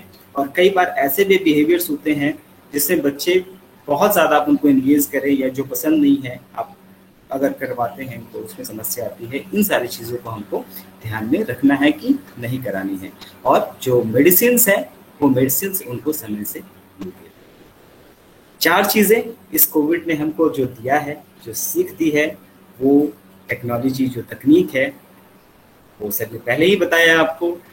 और दूसरी जो चीज़ हम चाहते हैं कि सबसे पहला चीज़ है कि किसी भी बदरान या किसी भी प्रकार की विकलांगता वाला व्यक्ति परिवार में सबसे पहले समावेशित हो उनका, वो एक चीज बढ़ी है। परिवार का समावेशन बढ़ा है, उनका प्रशिक्षित हो रहे हैं, जो अभिभावक हैं उनके देखभाल करता है। और जो पिता हैं वो हमेशा अपने ऑफिस के काम या खेती के काम को छोड़कर अब बच्चे के साथ भी कार्य कर रहे हैं। तो ये कुछ बेहतर चीजें हैं जो हमें कोविड ने दिया है, जिसके चलते बच्चों के लिए, बधिरान व्यक्तियों के लिए बेहतर हुआ। ये कुछ चीज़ें हैं जो हमने स्टार्ट किया था। आप एक फोटो देख सकते हैं कि किस तरीके से एक बच्ची इंटरेक्ट कर रही है। हमने बहुत सारी एक्टिविटी जो हमने कम्युनिकेशन के लिए की, हमने शॉर्ट टाइम कोर्स किया। और अब तक जो अखिल सर मेंशन कर रहे थे कि ये करीब थोड़ा पुराना डेटा है, लेकिन अगर अब जो नया अपडेटेड डेटा आएगा ये दुगना हो जाएगा हमारे हिसाब से। तो करीब 1100 बधिरान व्यक्तियों और परिवार को हमने राशन किट से सपोर्ट किया। करीब 28,600 किलो के जो अनाज थे उसके साथ हमने सहयोग किया उनका। और साथ ही जो हमारे विभिन्न राज्यों में जो विस्तारित थे, हमने बहुत सारे दुर्गम जगह पर भी जाकर कार्य जहाँ तक बच्चे को सर्विसेज दे रहे हैं वहाँ तक भी वो कोशिश किया है, और कई ऐसे भी व्यक्ति हैं जिनको दोबारा राशन सपोर्ट की आवश्यकता हुई है, उन्हें भी हमने सहायता प्रदान की है। सो यहाँ पर मैं अपना वक्तव्य समाप्त करता हूँ इस छोटे से कोट के साथ। शायद इस कोट के बगैर पूरा ना हो, जो हेलन केलर ने अपने ये वक्तव्य दिया था कि इस दुनिया में आप देखें तो बहुत सारे दुख हैं, बहुत सारी कठिनाइयां हैं, लेकिन इस दुनिया में ऐसी भी चीजें हैं जो इन सारी चीजों से हम आगे बढ़ सकते हैं, उनको ओवरकम कर सकते हैं। तो धन्यवाद, बहुत बहुत धन्यवाद मुझे इतना समय देने के लिए। बहुत बहुत धन्यवाद सर। मेरे जितने भी प्रतिभागी हमारे बीच आज के इस बहुविशिष्ट कार्यक्रम में जुड़े हैं, फीडबैक लिंक कार्यक्रम के लास्ट में आ जाएगा। आप सभी कृपया धैर्य बना करके आज के बहुविशिष्ट वक्ताओं को सुन रहे हैं और सुनने की कृपा करें। मैं श्रुति मैम से निवेदन करूंगा, miss Shruti Lata Singh ji, advocacy officer Sense International India, अगर आप हमारे बीच आ गई हैं मैम, तो कार्यक्रम को वैसे समयावधि तो बहुत आगे बढ़ चुका है, लेकिन अगर आप हमारे बीच जुड़ चुके हैं मैम तो आप अपना आखिरी हमारे बीच हैं। बिल्कुल नागेश जी, मैं दीपक बात कर रहा हूँ और श्रुति आ गई है। धन्यवाद जी इनविटेशन के लिए। गूगल मीट पर मेरा कैमरा नहीं चल रहा ठीक से, सो आज मैं कैमरा के बिना ही बोल रही हूँ। जी जी कोई बात नहीं, कोई बात। सबसे पहले तो मैं आपको अपने बारे में इतना सा बता दूं कि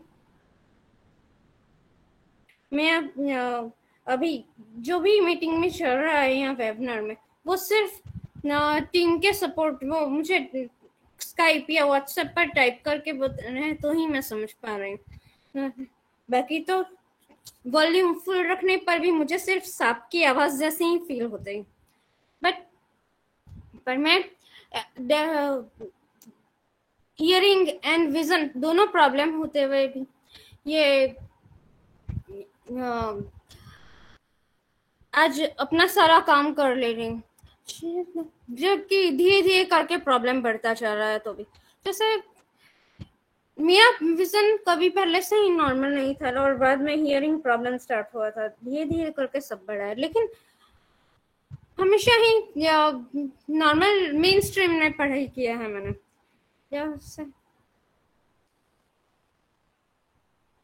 और मेरे जैसे काफी लोग हैं अपने देश में जो जिनको ऐसे ही प्रॉब्लम होता है, लेकिन अलग अलग तरह से। जैसे कि थोड़ा रेसिडुअल, मुझे हिंदी उतनी शुद्ध नहीं आती, लेकिन मैं इतना बोल सकती हूँ कि जिस किसी की हियरिंग थोड़ी होती, किसी की विजन थोड़ी होती है, तो उससे मैं आज सिर्फ थोड़े विजन पे डिपेंड करती हूँ कि सब समझ पाऊँ, भले कम्युनिकेशन हो जाता है।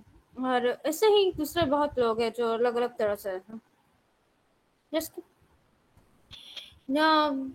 क्योंकि विजन एंड हियरिंग दो प्रॉब्लम है, तो कम्युनिकेशन बहुत टफ रहता है। शुरू में जब बचपन में बोलना तो सीख गए यही थे, तब तो ऑलमोस्ट नॉर्मल सुनाई देता था इसलिए।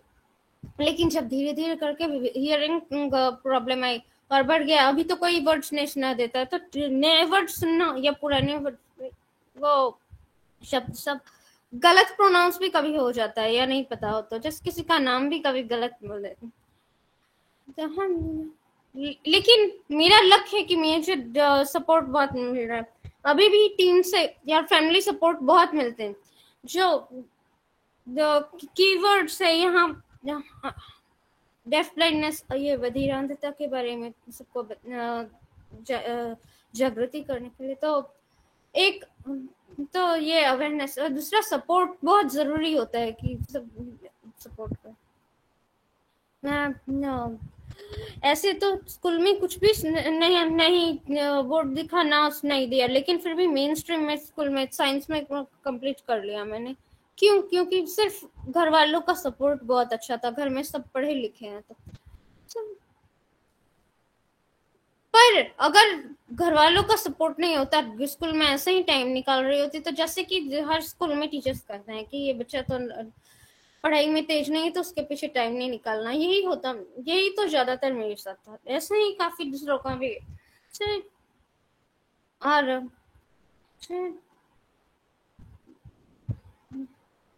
मैंने जैसे बताया, दूसरे भी लोग हैं, मैंने अभी एडवोकेसी ऑफिसर हूँ, तो दूसरे लोग का भी सेम प्रॉब्लम था। लेकिन ये कम्युनिकेशन इशू के कारण कितना डिप्रेशन, स्ट्रेस भी दूसरों को हो रहा है। मुझे किसी ने बताया कि ऐसे हियरिंग और विजन का इतना प्रॉब्लम हो रहा है और घर पे भी कोई सपोर्ट नहीं मिल रहा है उनको, तो डिप्रेशन के कारण बोलते हैं वो कि ऐसी लाइफ जीकर क्या फायदा।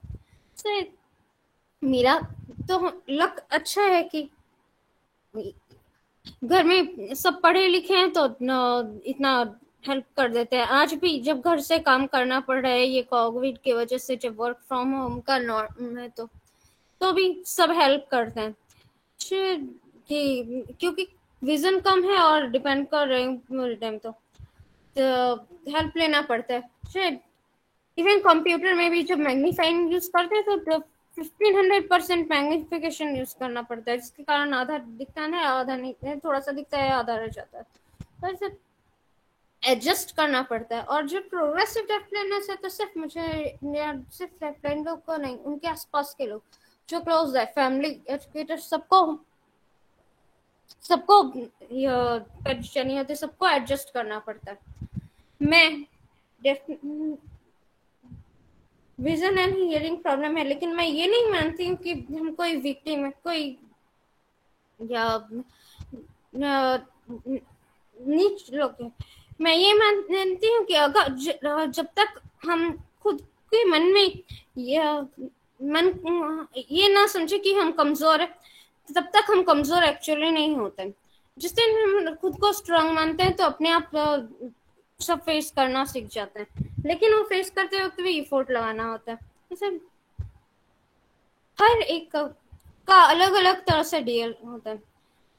मैंने बताया मैं तो काफी लक है, लेकिन यहाँ काफी लोग हैं जिनका फाइनेंशियल सपोर्ट नहीं है घर में अपने, और काफी लोग हैं जिनका घर वाले को नॉलेज भी नहीं है कि किस तरह से पढ़ा सके। अगर प्रोग्रेसिव भी हो प्रॉब्लम, यानी कि बाद में भी विजन या हियरिंग का प्रॉब्लम आया, पहले एकदम नॉर्मल थे, तो गांव में आज भी गांव में 2021 में भी ऐसा है कि कोई अगर कोई डिसेबिलिटी है, कोई प्रॉब्लम आए तो फैमिली भी उन पे ध्यान देना ही छोड़ देता है। जैसे और हियरिंग एंड विजन दो प्रॉब्लम होते हुए कुछ ज्यादा ही बोझ उनको लगने लगता है, तो बिल्कुल भी एफर्ट नहीं लगाना चाहते।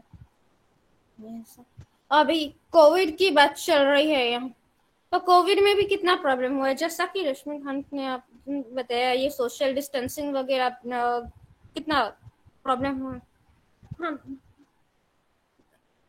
वो एक ही प्रॉब्लम नहीं था, ऑलरेडी कम्युनिकेशन का प्रॉब्लम है। ये बिना साइन लैंग्वेज, बिना टच में हम नहीं समझ पाते, तो कम्युनिकेट करना बहुत तकलीफ रहता है। और अब सिर्फ घर में बैठने, एक जगह ही रहना है बोलते हैं, तो कितना ज्यादा अकेलापन हो जाता है उससे। अभी जो दूसरे लोग हैं जिनको डेफनेस का प्रॉब्लम है, उनको तो और ज्यादा प्रॉब्लम हो रहा है, क्योंकि घर वाले को नॉलेज में नहीं है। अभी कुछ लोग जिनको अधीनता का प्रॉब्लम है, उन्होंने और घर वाले को इतना नॉलेज नहीं, उन्होंने बताया था कि जब उनको फीवर वगैरह आया तो भी हॉस्पिटल नहीं जा पाए, डर के मारे कि जाएंगे भी तो कम्युनिकेट बात कैसे करेंगे हॉस्पिटल में, घर वाले भी उतना सपोर्ट नहीं कर रहे। अगर भले ही अपने ऐसी कि इंडिपेंडेंटली जा सके, पर जाने के बाद कम्युनिकेट नहीं हो पाएगा, बात नहीं हो पाएगी, डॉक्टर भी नहीं समझेंगे साइन में, और कुछ नए तरह से एफर्ट भी नहीं लगाना चाहेंगे, तो परेशानियां बढ़ती है। इसके कारण सबको डिप्रेशन वगैरह ही बहुत होता है। भले हियरिंग या विजन कोई एक चीज पे, कोई एक सेंस पे ज्यादा डिसेबल पे जब ज्यादा डिपेंड करते हैं, और आज हम सिर्फ डिजिटल मोड पर हैं, ऑलमोस्ट हर एक काम, छोटे से छोटा काम, चाहे योगा क्लास कर रहे हो या कोई भी क्लास, सब कुछ कंप्यूटर एंड मोबाइल पर डिपेंड कर रहा है। अब सोचिए पूरा दिन ना मोबाइल या लैपटॉप पे जो जो लोग सुनकर यूज करते हैं हियरिंग सॉफ्टवेयर, वो फुल डे अगर यूज करे, या फिर जो लोग देख थोड़े विजन पे डिपेंड कर रहे हैं फुल डे स्क्रीन पे करे, तो कितना ज्यादा स्ट्रेस हो जाता है। सिर्फ मेरा ही नहीं, यहाँ अपने देश में कितने कितने सारे लोग हैं जिनको ऐसा प्रॉब्लम है, और सबको और स्ट्रेस बढ़ रहा है, इससे डिप्रेशन और ज्यादा बढ़ रहा है। पता नहीं कोविड कब तक रहेगा, वो कितना वेव आएगा ना, और पता नहीं गवर्नमेंट कुछ करेगी कि नहीं, सोसाइटी कुछ करेगी ना, कितने लोग डिप्रेशन के कारण एजुकेशन वगैरह हर चीज में से कर गए। ऐसे तो जिनको डिसेबिलिटी नहीं है वो भी उनकी भी जॉब चली गई है, और लेकिन कम्युनिकेट एटलीस्ट किस तरह से तो कर लेते होंगे। बट अभी हमारे पास टेक्नोलॉजी है, रिफ्रेशेबल ब्रेल, वो लार्ज मैग्निफिकेशन वगैरह मोबाइल मैं तो सब यूज कर लेती हूँ जो करना होता है, लेकिन जिनके पास पैसे नहीं है, जो सीख नहीं पा रहे, ये सब इवन स्मार्टफोन भी ना खरीद पाए, किस तरह से वो रहे होंगे। और आजकल हॉस्टल्स भी बंद हो गए हैं, तो सब लोग घर रह रहे हैं, और जिनको बचपन से प्रॉब्लम है, जिनको बचपन से हॉस्टल रखा है और हॉस्टल में सब कम्युनिकेट करते थे, फ्रेंड्स के साथ ज्यादा रहते थे, उनका भी ऐसा है कि घर में कोई ठीक से कम्युनिकेट भी नहीं कर पाते, तो परेशानियां भी बढ़ रही है घर रहकर लॉन्ग टाइम। अगर सिर्फ जिनको कोई डिसेबिलिटी नहीं है, उनको भी अगर सिर्फ 1 साल से ये घर रह के वर्क फ्रॉम होम करने में इतना स्ट्रेस और इतना डिप्रेशन होने लग रहा है, तो सोचिए जिनको ड्यूअल सेंसरी लॉस उनको कितना ज्यादा हो। हर किसी की सपोर्ट की बहुत जरूरत है। ये सिर्फ फैमिली ही नहीं, पूरी कम्युनिटी, पूरी सोसाइटी, पूरे देश को लगाना चाहिए कुछ एफर्ट होने के लिए। आज हम लोग सब पूरे डिसेबिलिटी सेक्टर में बोलते हैं कि ये न्यूज इंफॉर्मेशन जो भी आ रहा है, इतना सब वो जानकारी सबको एक्सेसिबल रखे, कि वो सारी जानकारी डिसेबल लोग तक पहुंचे। लेकिन आज भी हमारे न्यूज में जो नेशनल न्यूज आता है, किसी में भी sign language interpretation full time नहीं रहता। जो इतना छोटा छोटा चीज का अगर इग्नोर कर रहे हैं, नहीं देख रहे हैं, तो जिनको ज्यादा प्रॉब्लम है वो कैसे डेवलप होंगे। ऐसा तो नहीं है कि हम लोग बस प्रॉब्लम होने से अपने लिमिटेशन के कारण 4 दीवार और अपनी छोटी दुनिया में रहे। अगर लोग अलाउ करें कि अपना बाहर की दुनिया देख सके, तो बहुत कुछ कर सकते हैं। मेरी लाइफ के एक्सपीरियंस है कि ये जरूरी नहीं कि हम सिर्फ हमारी लैंग्वेज सबको आए तो ही कम्युनिकेट कर सकते, लेकिन जरूरी ये है कि सामने वाले को बात करने की विलिंगनेस होनी चाहिए, कि वो चाहते हैं कुछ सामने से कि कम्युनिकेट करे। तो ऐसे छोटा छोटा एफर्ट लगाना जरूरी होता है। अभी कोविड का टाइम है और इतना ज्यादा परेशानी हुई है सबको, जैसे डेफ ब्लाइंडनेस, ये बधिरता के साथ दूसरे प्रॉब्लम्स भी होते हैं लोगों को हेल्थ रिलेटेड। और आजकल क्योंकि कोविड केसेस बहुत ज्यादा है, तो हॉस्पिटल में डॉक्टर्स भी दूसरे बीमारियों पे ज्यादा ध्यान नहीं दे पाए, तो इवन मेडिसिन भी नहीं मिल रही। जिसका जो थोड़ा बहुत सपोर्ट था वो भी बंद हो गया, जो इंटरप्रेटेड केयर गिवर सब कुछ का सपोर्ट था वो बंद हो गया। अपने देश में मिलियन लोग हैं जिनको डिसेबिलिटी होगी, और उसमें से कितने थोड़े लोगों को सब फायदा मिल रहा है। गवर्नमेंट भले रिजर्वेशन, पेंशन सिस्टम, कितना कुछ भी ला दे, लेकिन ना कितना को मिल रहा है आजकल, कोई डेटा भी नहीं है उसके ऊपर। डेफ ब्लाइंडनेस पे भी तो ऑफिशियल डेटा नहीं है। अगर तो कोई ऑफिशियल डेटा हो और एक एक तक पहुंचा सके कि किसको को फायदा मिल रहा है, किसको को नहीं मिल रहा है, कितने लोग डेवलप कर पा रहे हैं, हर चीज का डेटा होना चाहिए। तो अगर पूरे देश को डेवलप करना है तो हर एक का डेवलपमेंट देखना पड़ता है, यानी कि छोटे से छोटे जो मार्जिन है, ये मेंटल रिटार्डेशन भी हो, अगर मानसिक प्रॉब्लम हो, चाहे ये हियरिंग विजन, हर एक प्रॉब्लम का कितना भी प्रॉब्लम है, कैसा भी प्रॉब्लम है, लेकिन सबका डेवलपमेंट देखना बहुत जरूरी होता है।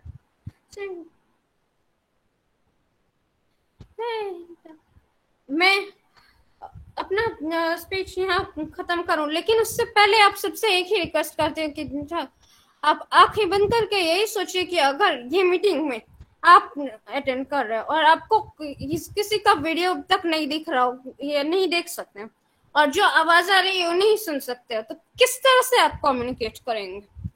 किस तरह से मीटिंग में मैंने और कितने लोगों ने अटेंड करना चाहे तो भी कुछ नहीं होता। फिर मैं तो फिर भी नेगेटिव थॉट से इग्नोर कर लेती हूँ काफी time, ups and down life में, और मुझे सपोर्ट मिल जाता है, लेकिन जिनको नहीं मिलता उनका क्या? ऐसे मीटिंग्स में कितना कुछ इंफॉर्मेशन ऐसे मिल रहा है।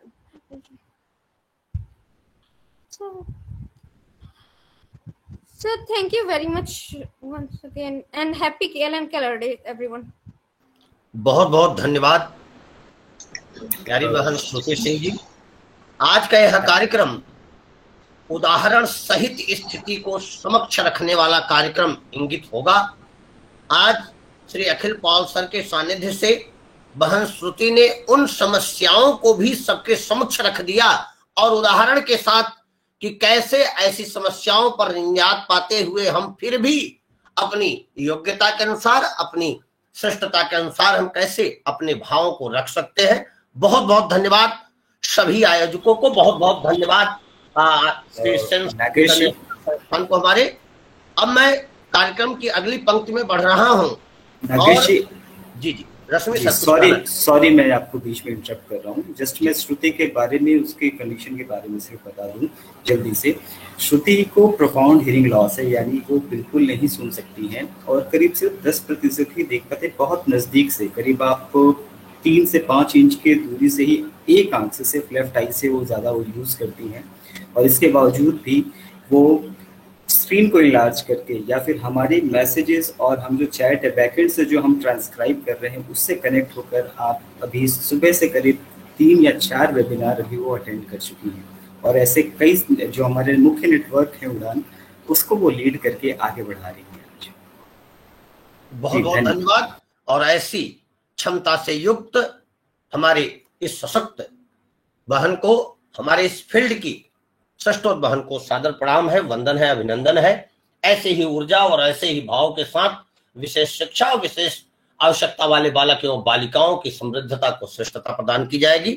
कार्यक्रम का समय 3:15 से 4:15 का था, लेकिन कार्यक्रम लगभग अपने तय समय से 30 मिनट अधिक क्या चला, हमें अवसर मिला जानने और समझने का, और हम लोगों ने बहुत से स्थितियों को देखा, समझा, जाना। श्री रश्मिकांत सर ने, आदरणीय श्री अखिल पॉल सर ने, और फिर हमारी बहन, प्यारी बहन श्रुति जी ने जो भाव रखे, निश्चित ही वो सभी भाव श्रेष्ठता के प्रतीक थे। हम इन्हीं भावों के साथ कार्यक्रम की अंतिम गति की तरफ बढ़ते हैं। वोट ऑफ थैंक के लिए मैं सादर आमंत्रित करता हूं Shri Rajeev Ranjan sir, assistant professor speech and hearing CRC Lucknow को, कि आप आए और आज के इस कार्यक्रम में उपस्थित हमारे सभी अतिथि, विशिष्ट अतिथि, हमारे सभी विशिष्ट वक्ता और सभी अतिथियों का धन्यवाद ज्ञापन करें। Shri Rajeev Ranjan sir. Thank you Nagesh sir, thank you. सबको नमस्कार। सबसे पहले मैं आज हमारे जितने भी विशिष्ट अतिथि, हमारे निदेशका महोदया, निदेशक सर, हमारे आज के स्पीकर और हमारे आज के जितने भी कोऑर्डिनेटर और पार्टिसिपेंट है, सबको सादर प्रणाम, सादर अभिनंदन करता हूं।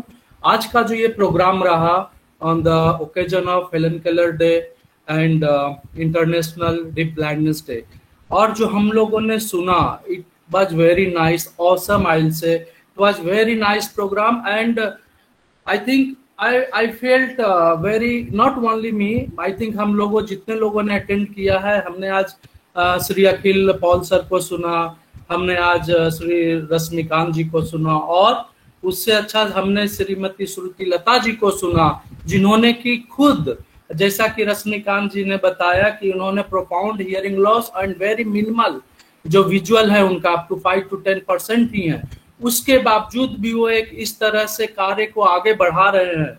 ये बहुत बहुत बहुत बड़ा योगदान है इसमें, और मैं उम्मीद करूंगा आगे भी हम इनके प्रेरणा स्रोत बातों को जिस तरह से ये कर रहे हैं उनको हम आगे बढ़ाएंगे। इसी के साथ मैं आज के इस प्रोग्राम के लिए अपनी निदेशिका महोदया Shrimati Smita Jaywant madam, director PDU-NI PPD New Delhi को धन्यवाद ज्ञापित करता हूं उनके फ्रीक्वेंट सपोर्ट और इनकरेजमेंट के लिए, जो कि हमें इस तरह के प्रोग्राम करने के लिए अवसर प्रदान करते हैं। इस धन्यवाद की दूसरी कड़ी में हमारे निदेशक महोदय श्री रमेश पांडे जी का, जिनके मेंटरशिप, मैं बोलूंगा मेंटरशिप और फ्रीक्वेंट इनकरेजमेंट जो कि, और उनका डायरेक्शन जो कि हमें हमेशा बताते हैं, हमें इनकरेज करते हैं कि इस तरह से प्रोग्राम करें। और आज का जो प्रोग्राम है, जो आज हम जुड़े हैं सेंस इंडिया से, इसके लिए हम उनको बहुत बहुत धन्यवाद करते हैं। उन्हीं के प्रेरणा स्रोत और उन्हीं के मार्गदर्शन से ये प्रोग्राम संभव हो पाया है। मैं धन्यवाद करना चाहूंगा श्री अखिल पॉल सर का, जो कि डायरेक्टर और फाउंडर मेंबर है सेंस इंटरनेशनल इंडिया का, और उनके सारे ऑफिशियल्स को, और नॉट ओनली उनके ऑफिशियल्स और उनको, बल्कि उनके ऑर्गेनाइजेशन को जिन्होंने हमारे साथ कोलैबोरेट किया और इस प्रोग्राम को आज deep blindness, international deep blindness day को सक्सेसफुल हम लोग इसको प्रोग्राम को सुचारू ढंग से समाप्त कर पाए। Thank you sir, thank you once again, and also I thanks Akhil Paul sir for his very tremendous speech, क्योंकि मैं पहली बार सुना हूं सर आपको।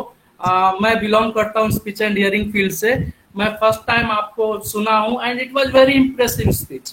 मैं रियली विदिन 5 to जितने भी आप 10 मिनट में बताए, और उस 10 मिनट में आपने शुरू से अंत तक का इस कोविड-19 में कहाँ पे क्या हुआ, किस बच्चे को कैसे दिक्कत हुआ, पेरेंट्स को कैसे जोड़ा, ये सब इतने अच्छे तरीके से आपने बताया, उसके लिए अगेन आपको बहुत बहुत धन्यवाद सर। मैं उम्मीद करता हूँ इन फ्यूचर में आपका साथ हमें मिलता रहे, हम आपको सुनते रहे और आपके ऑर्गेनाइजेशन से जुड़े रहे। Thank you very much sir. Thank you Rajiv ji, thanks a lot. I would also like to thank today's speakers. First of all, I will say Shrimati Shruti Lata Singh ji, जिन्होंने कि बहुत अच्छे तरीके से आते ही बोला कि आपको जो भी क्वेश्चन पूछना या तो आपने कृपया चैट बॉक्स में लिख के दें। मैं सोचा ऐसा क्यों बोल रहे हैं पहले, फिर जैसे ही मेरे को मालूम पड़ा, oh she is profound hearing loss and top of that she is blind, means both जो हम सेलिब्रेट कर रहे हैं वो साक्षात हमारे साथ है, और उन्होंने ये बताया तो किस तरह से इसको होने के बावजूद भी वो अपने काम को किस तरह से आगे बढ़ा रहे हैं। So thank you very much Shrimati Shruti Lata ji, आपके इस महान कार्यक्रम और हमसे जुड़ने के लिए thank you very much. Shri Rashmikant Mishra ji, जो कि ट्रेनिंग ऑफिसर हैं खास करके कैपेसिटी बिल्डिंग में सेंस इंटरनेशनल इंडिया में, और जो आपने जिस तरह से अपने वर्क को शेयर किया है, और आपने जो सेंसस से लेकर के, और I will say intervention, not only that and to the parent level, to the home, उसको जिस तरह से आपने बखूबी बताया है, उसके लिए सादर धन्यवाद sir. I think it was a very kind of sharing your knowledge in this program. Thank you very much sir and madam. And I would also like to thank all the coordinators, including me, as well as Nagesh Pandey sir, Vikas Mishra sir, and all the officials of CRC who have made this program very successful. And at the last moment, even though this program went till a bit long, but I'll say very good. Thank you all. And also I would like to thank all the participants, not only today, all the participants who attend all of our programs. And sir, आपको बता दूं कि ये जो हमारा programme में ये लोग जुड़ते हैं, ये ऑलमोस्ट हमें 250 तक आते हैं लोग, मैक्सिमम लिमिट तक जाते हैं, और 250 ये हर एक दिन जुड़ते हैं। हमारे यहाँ हर एक दिन प्रोग्राम होता है, हम लोग को तो करना पड़ता है एग्जाम्पल, बट जोड़ने के लिए कोई वो बाध्य नहीं है। लेकिन सर हमारे जितने भी पार्टिसिपेंट्स हैं एवरी डे जुड़ते हैं, बहुत बहुत सादर धन्यवाद, अभिनंदन। आप हमारे सारे पार्टिसिपेंट्स को thank you all. At last but not least, there are sir, हम लोग के पास सीनियर्स प्रोफेशनल्स हैं फील्ड में जो कि डेली हमसे जुड़ते हैं। कुछ नाम मैं बोलना चाहूंगा, श्री जगदीश सर एंड आज अमिता दुबे मैडम भी जुड़े थे, एज वेल एज एक हमारी बहुत सीनियर बोलेंगे सोशल वर्कर है और अपने चलाते हर एक वेबिनार में जुड़ती है, बहुत सीनियर है, श्रीमती नीलम धामजा मैडम। ये हमेशा जुड़ते हैं और एक्टिव पार्टिसिपेशन में रहते हैं। प्रणाम नीलम मैम, प्रणाम। Thank you Jagdish sir, Neelam Dhamija madam and Amita Dubey madam for your kind and active participation in all the programs. Thank you very much sir। इसी के साथ मैं ध्यान अब आगे का क्रम श्री नागेश जी को सौंपता हूँ। नागेश जी, थैंक यू ऑल। आप सभी का बहुत बहुत धन्यवाद। सेंस इंटरनेशनल परिवार भारत एवं CRC लखनऊ परिवार की तरफ से आप सभी विशिष्ट अतिथियों का, सभी अतिथियों का, वक्ताओं का और हमारे साथ जुड़े हुए सभी प्रतिभागियों का बहुत बहुत धन्यवाद और प्यारी बहन श्रुति को पुनः धन्यवाद, सादर प्रणाम। मैं आप सभी को इसी भाव के साथ आज के कार्यक्रम में विदा लेता हूं कि CRC लखनऊ की रचनात्मक गतिविधियां आपके समक्ष आती रहेंगी। हमारे आदरणीय sir, course coordinator sir Shri Rajeev Ranjan sir ने बताया कि हमारे कार्यक्रम में 250 प्रतिभागी जुड़ते हैं और प्रत्येक दिन जुड़ते हैं। मैं सर तो श्रेष्ठ है हमारे। मैं आप सभी को बताऊं कि यह आयोजन हमारी उन बौद्धिक आयोजनों का एक श्रृंखला मात्र है। हम आयोजक के रूप में है तो सही, लेकिन हम आयोजक नहीं है, सारे आयोजक हमारे प्रतिभागी हैं और ये सारा श्रम हमारे प्रतिभागियों की बौद्धिक उन्नता का श्रम है। हमारा कुछ भी इसमें नहीं है, सब कुछ उन्हीं का है। तो उन्हीं के आयोजन को हम लोग कर पा रहे हैं। इसे मैं सभी श्रेष्ठ जनों को सादर प्रणाम करता हूं, निदेशक सर को, राजीव सर को, सभी को प्रणाम करते हुए, अखिल सर को पुनः धन्यवाद और सादर प्रणाम करते हुए इस कार्यक्रम को यहीं पे आधिकारिक रूप से पूर्ण करने की घोषणा करता हूं। आप सभी श्रेष्ठ जन, विद्वत जन और सभी प्रतिभागी जन यहाँ से लिप्त हो सकते हो। सभी को सादर प्रणाम। आपका दिन शुभ हो। आपका भी दिन शुभ हो नागेश जी, बहुत बहुत धन्यवाद।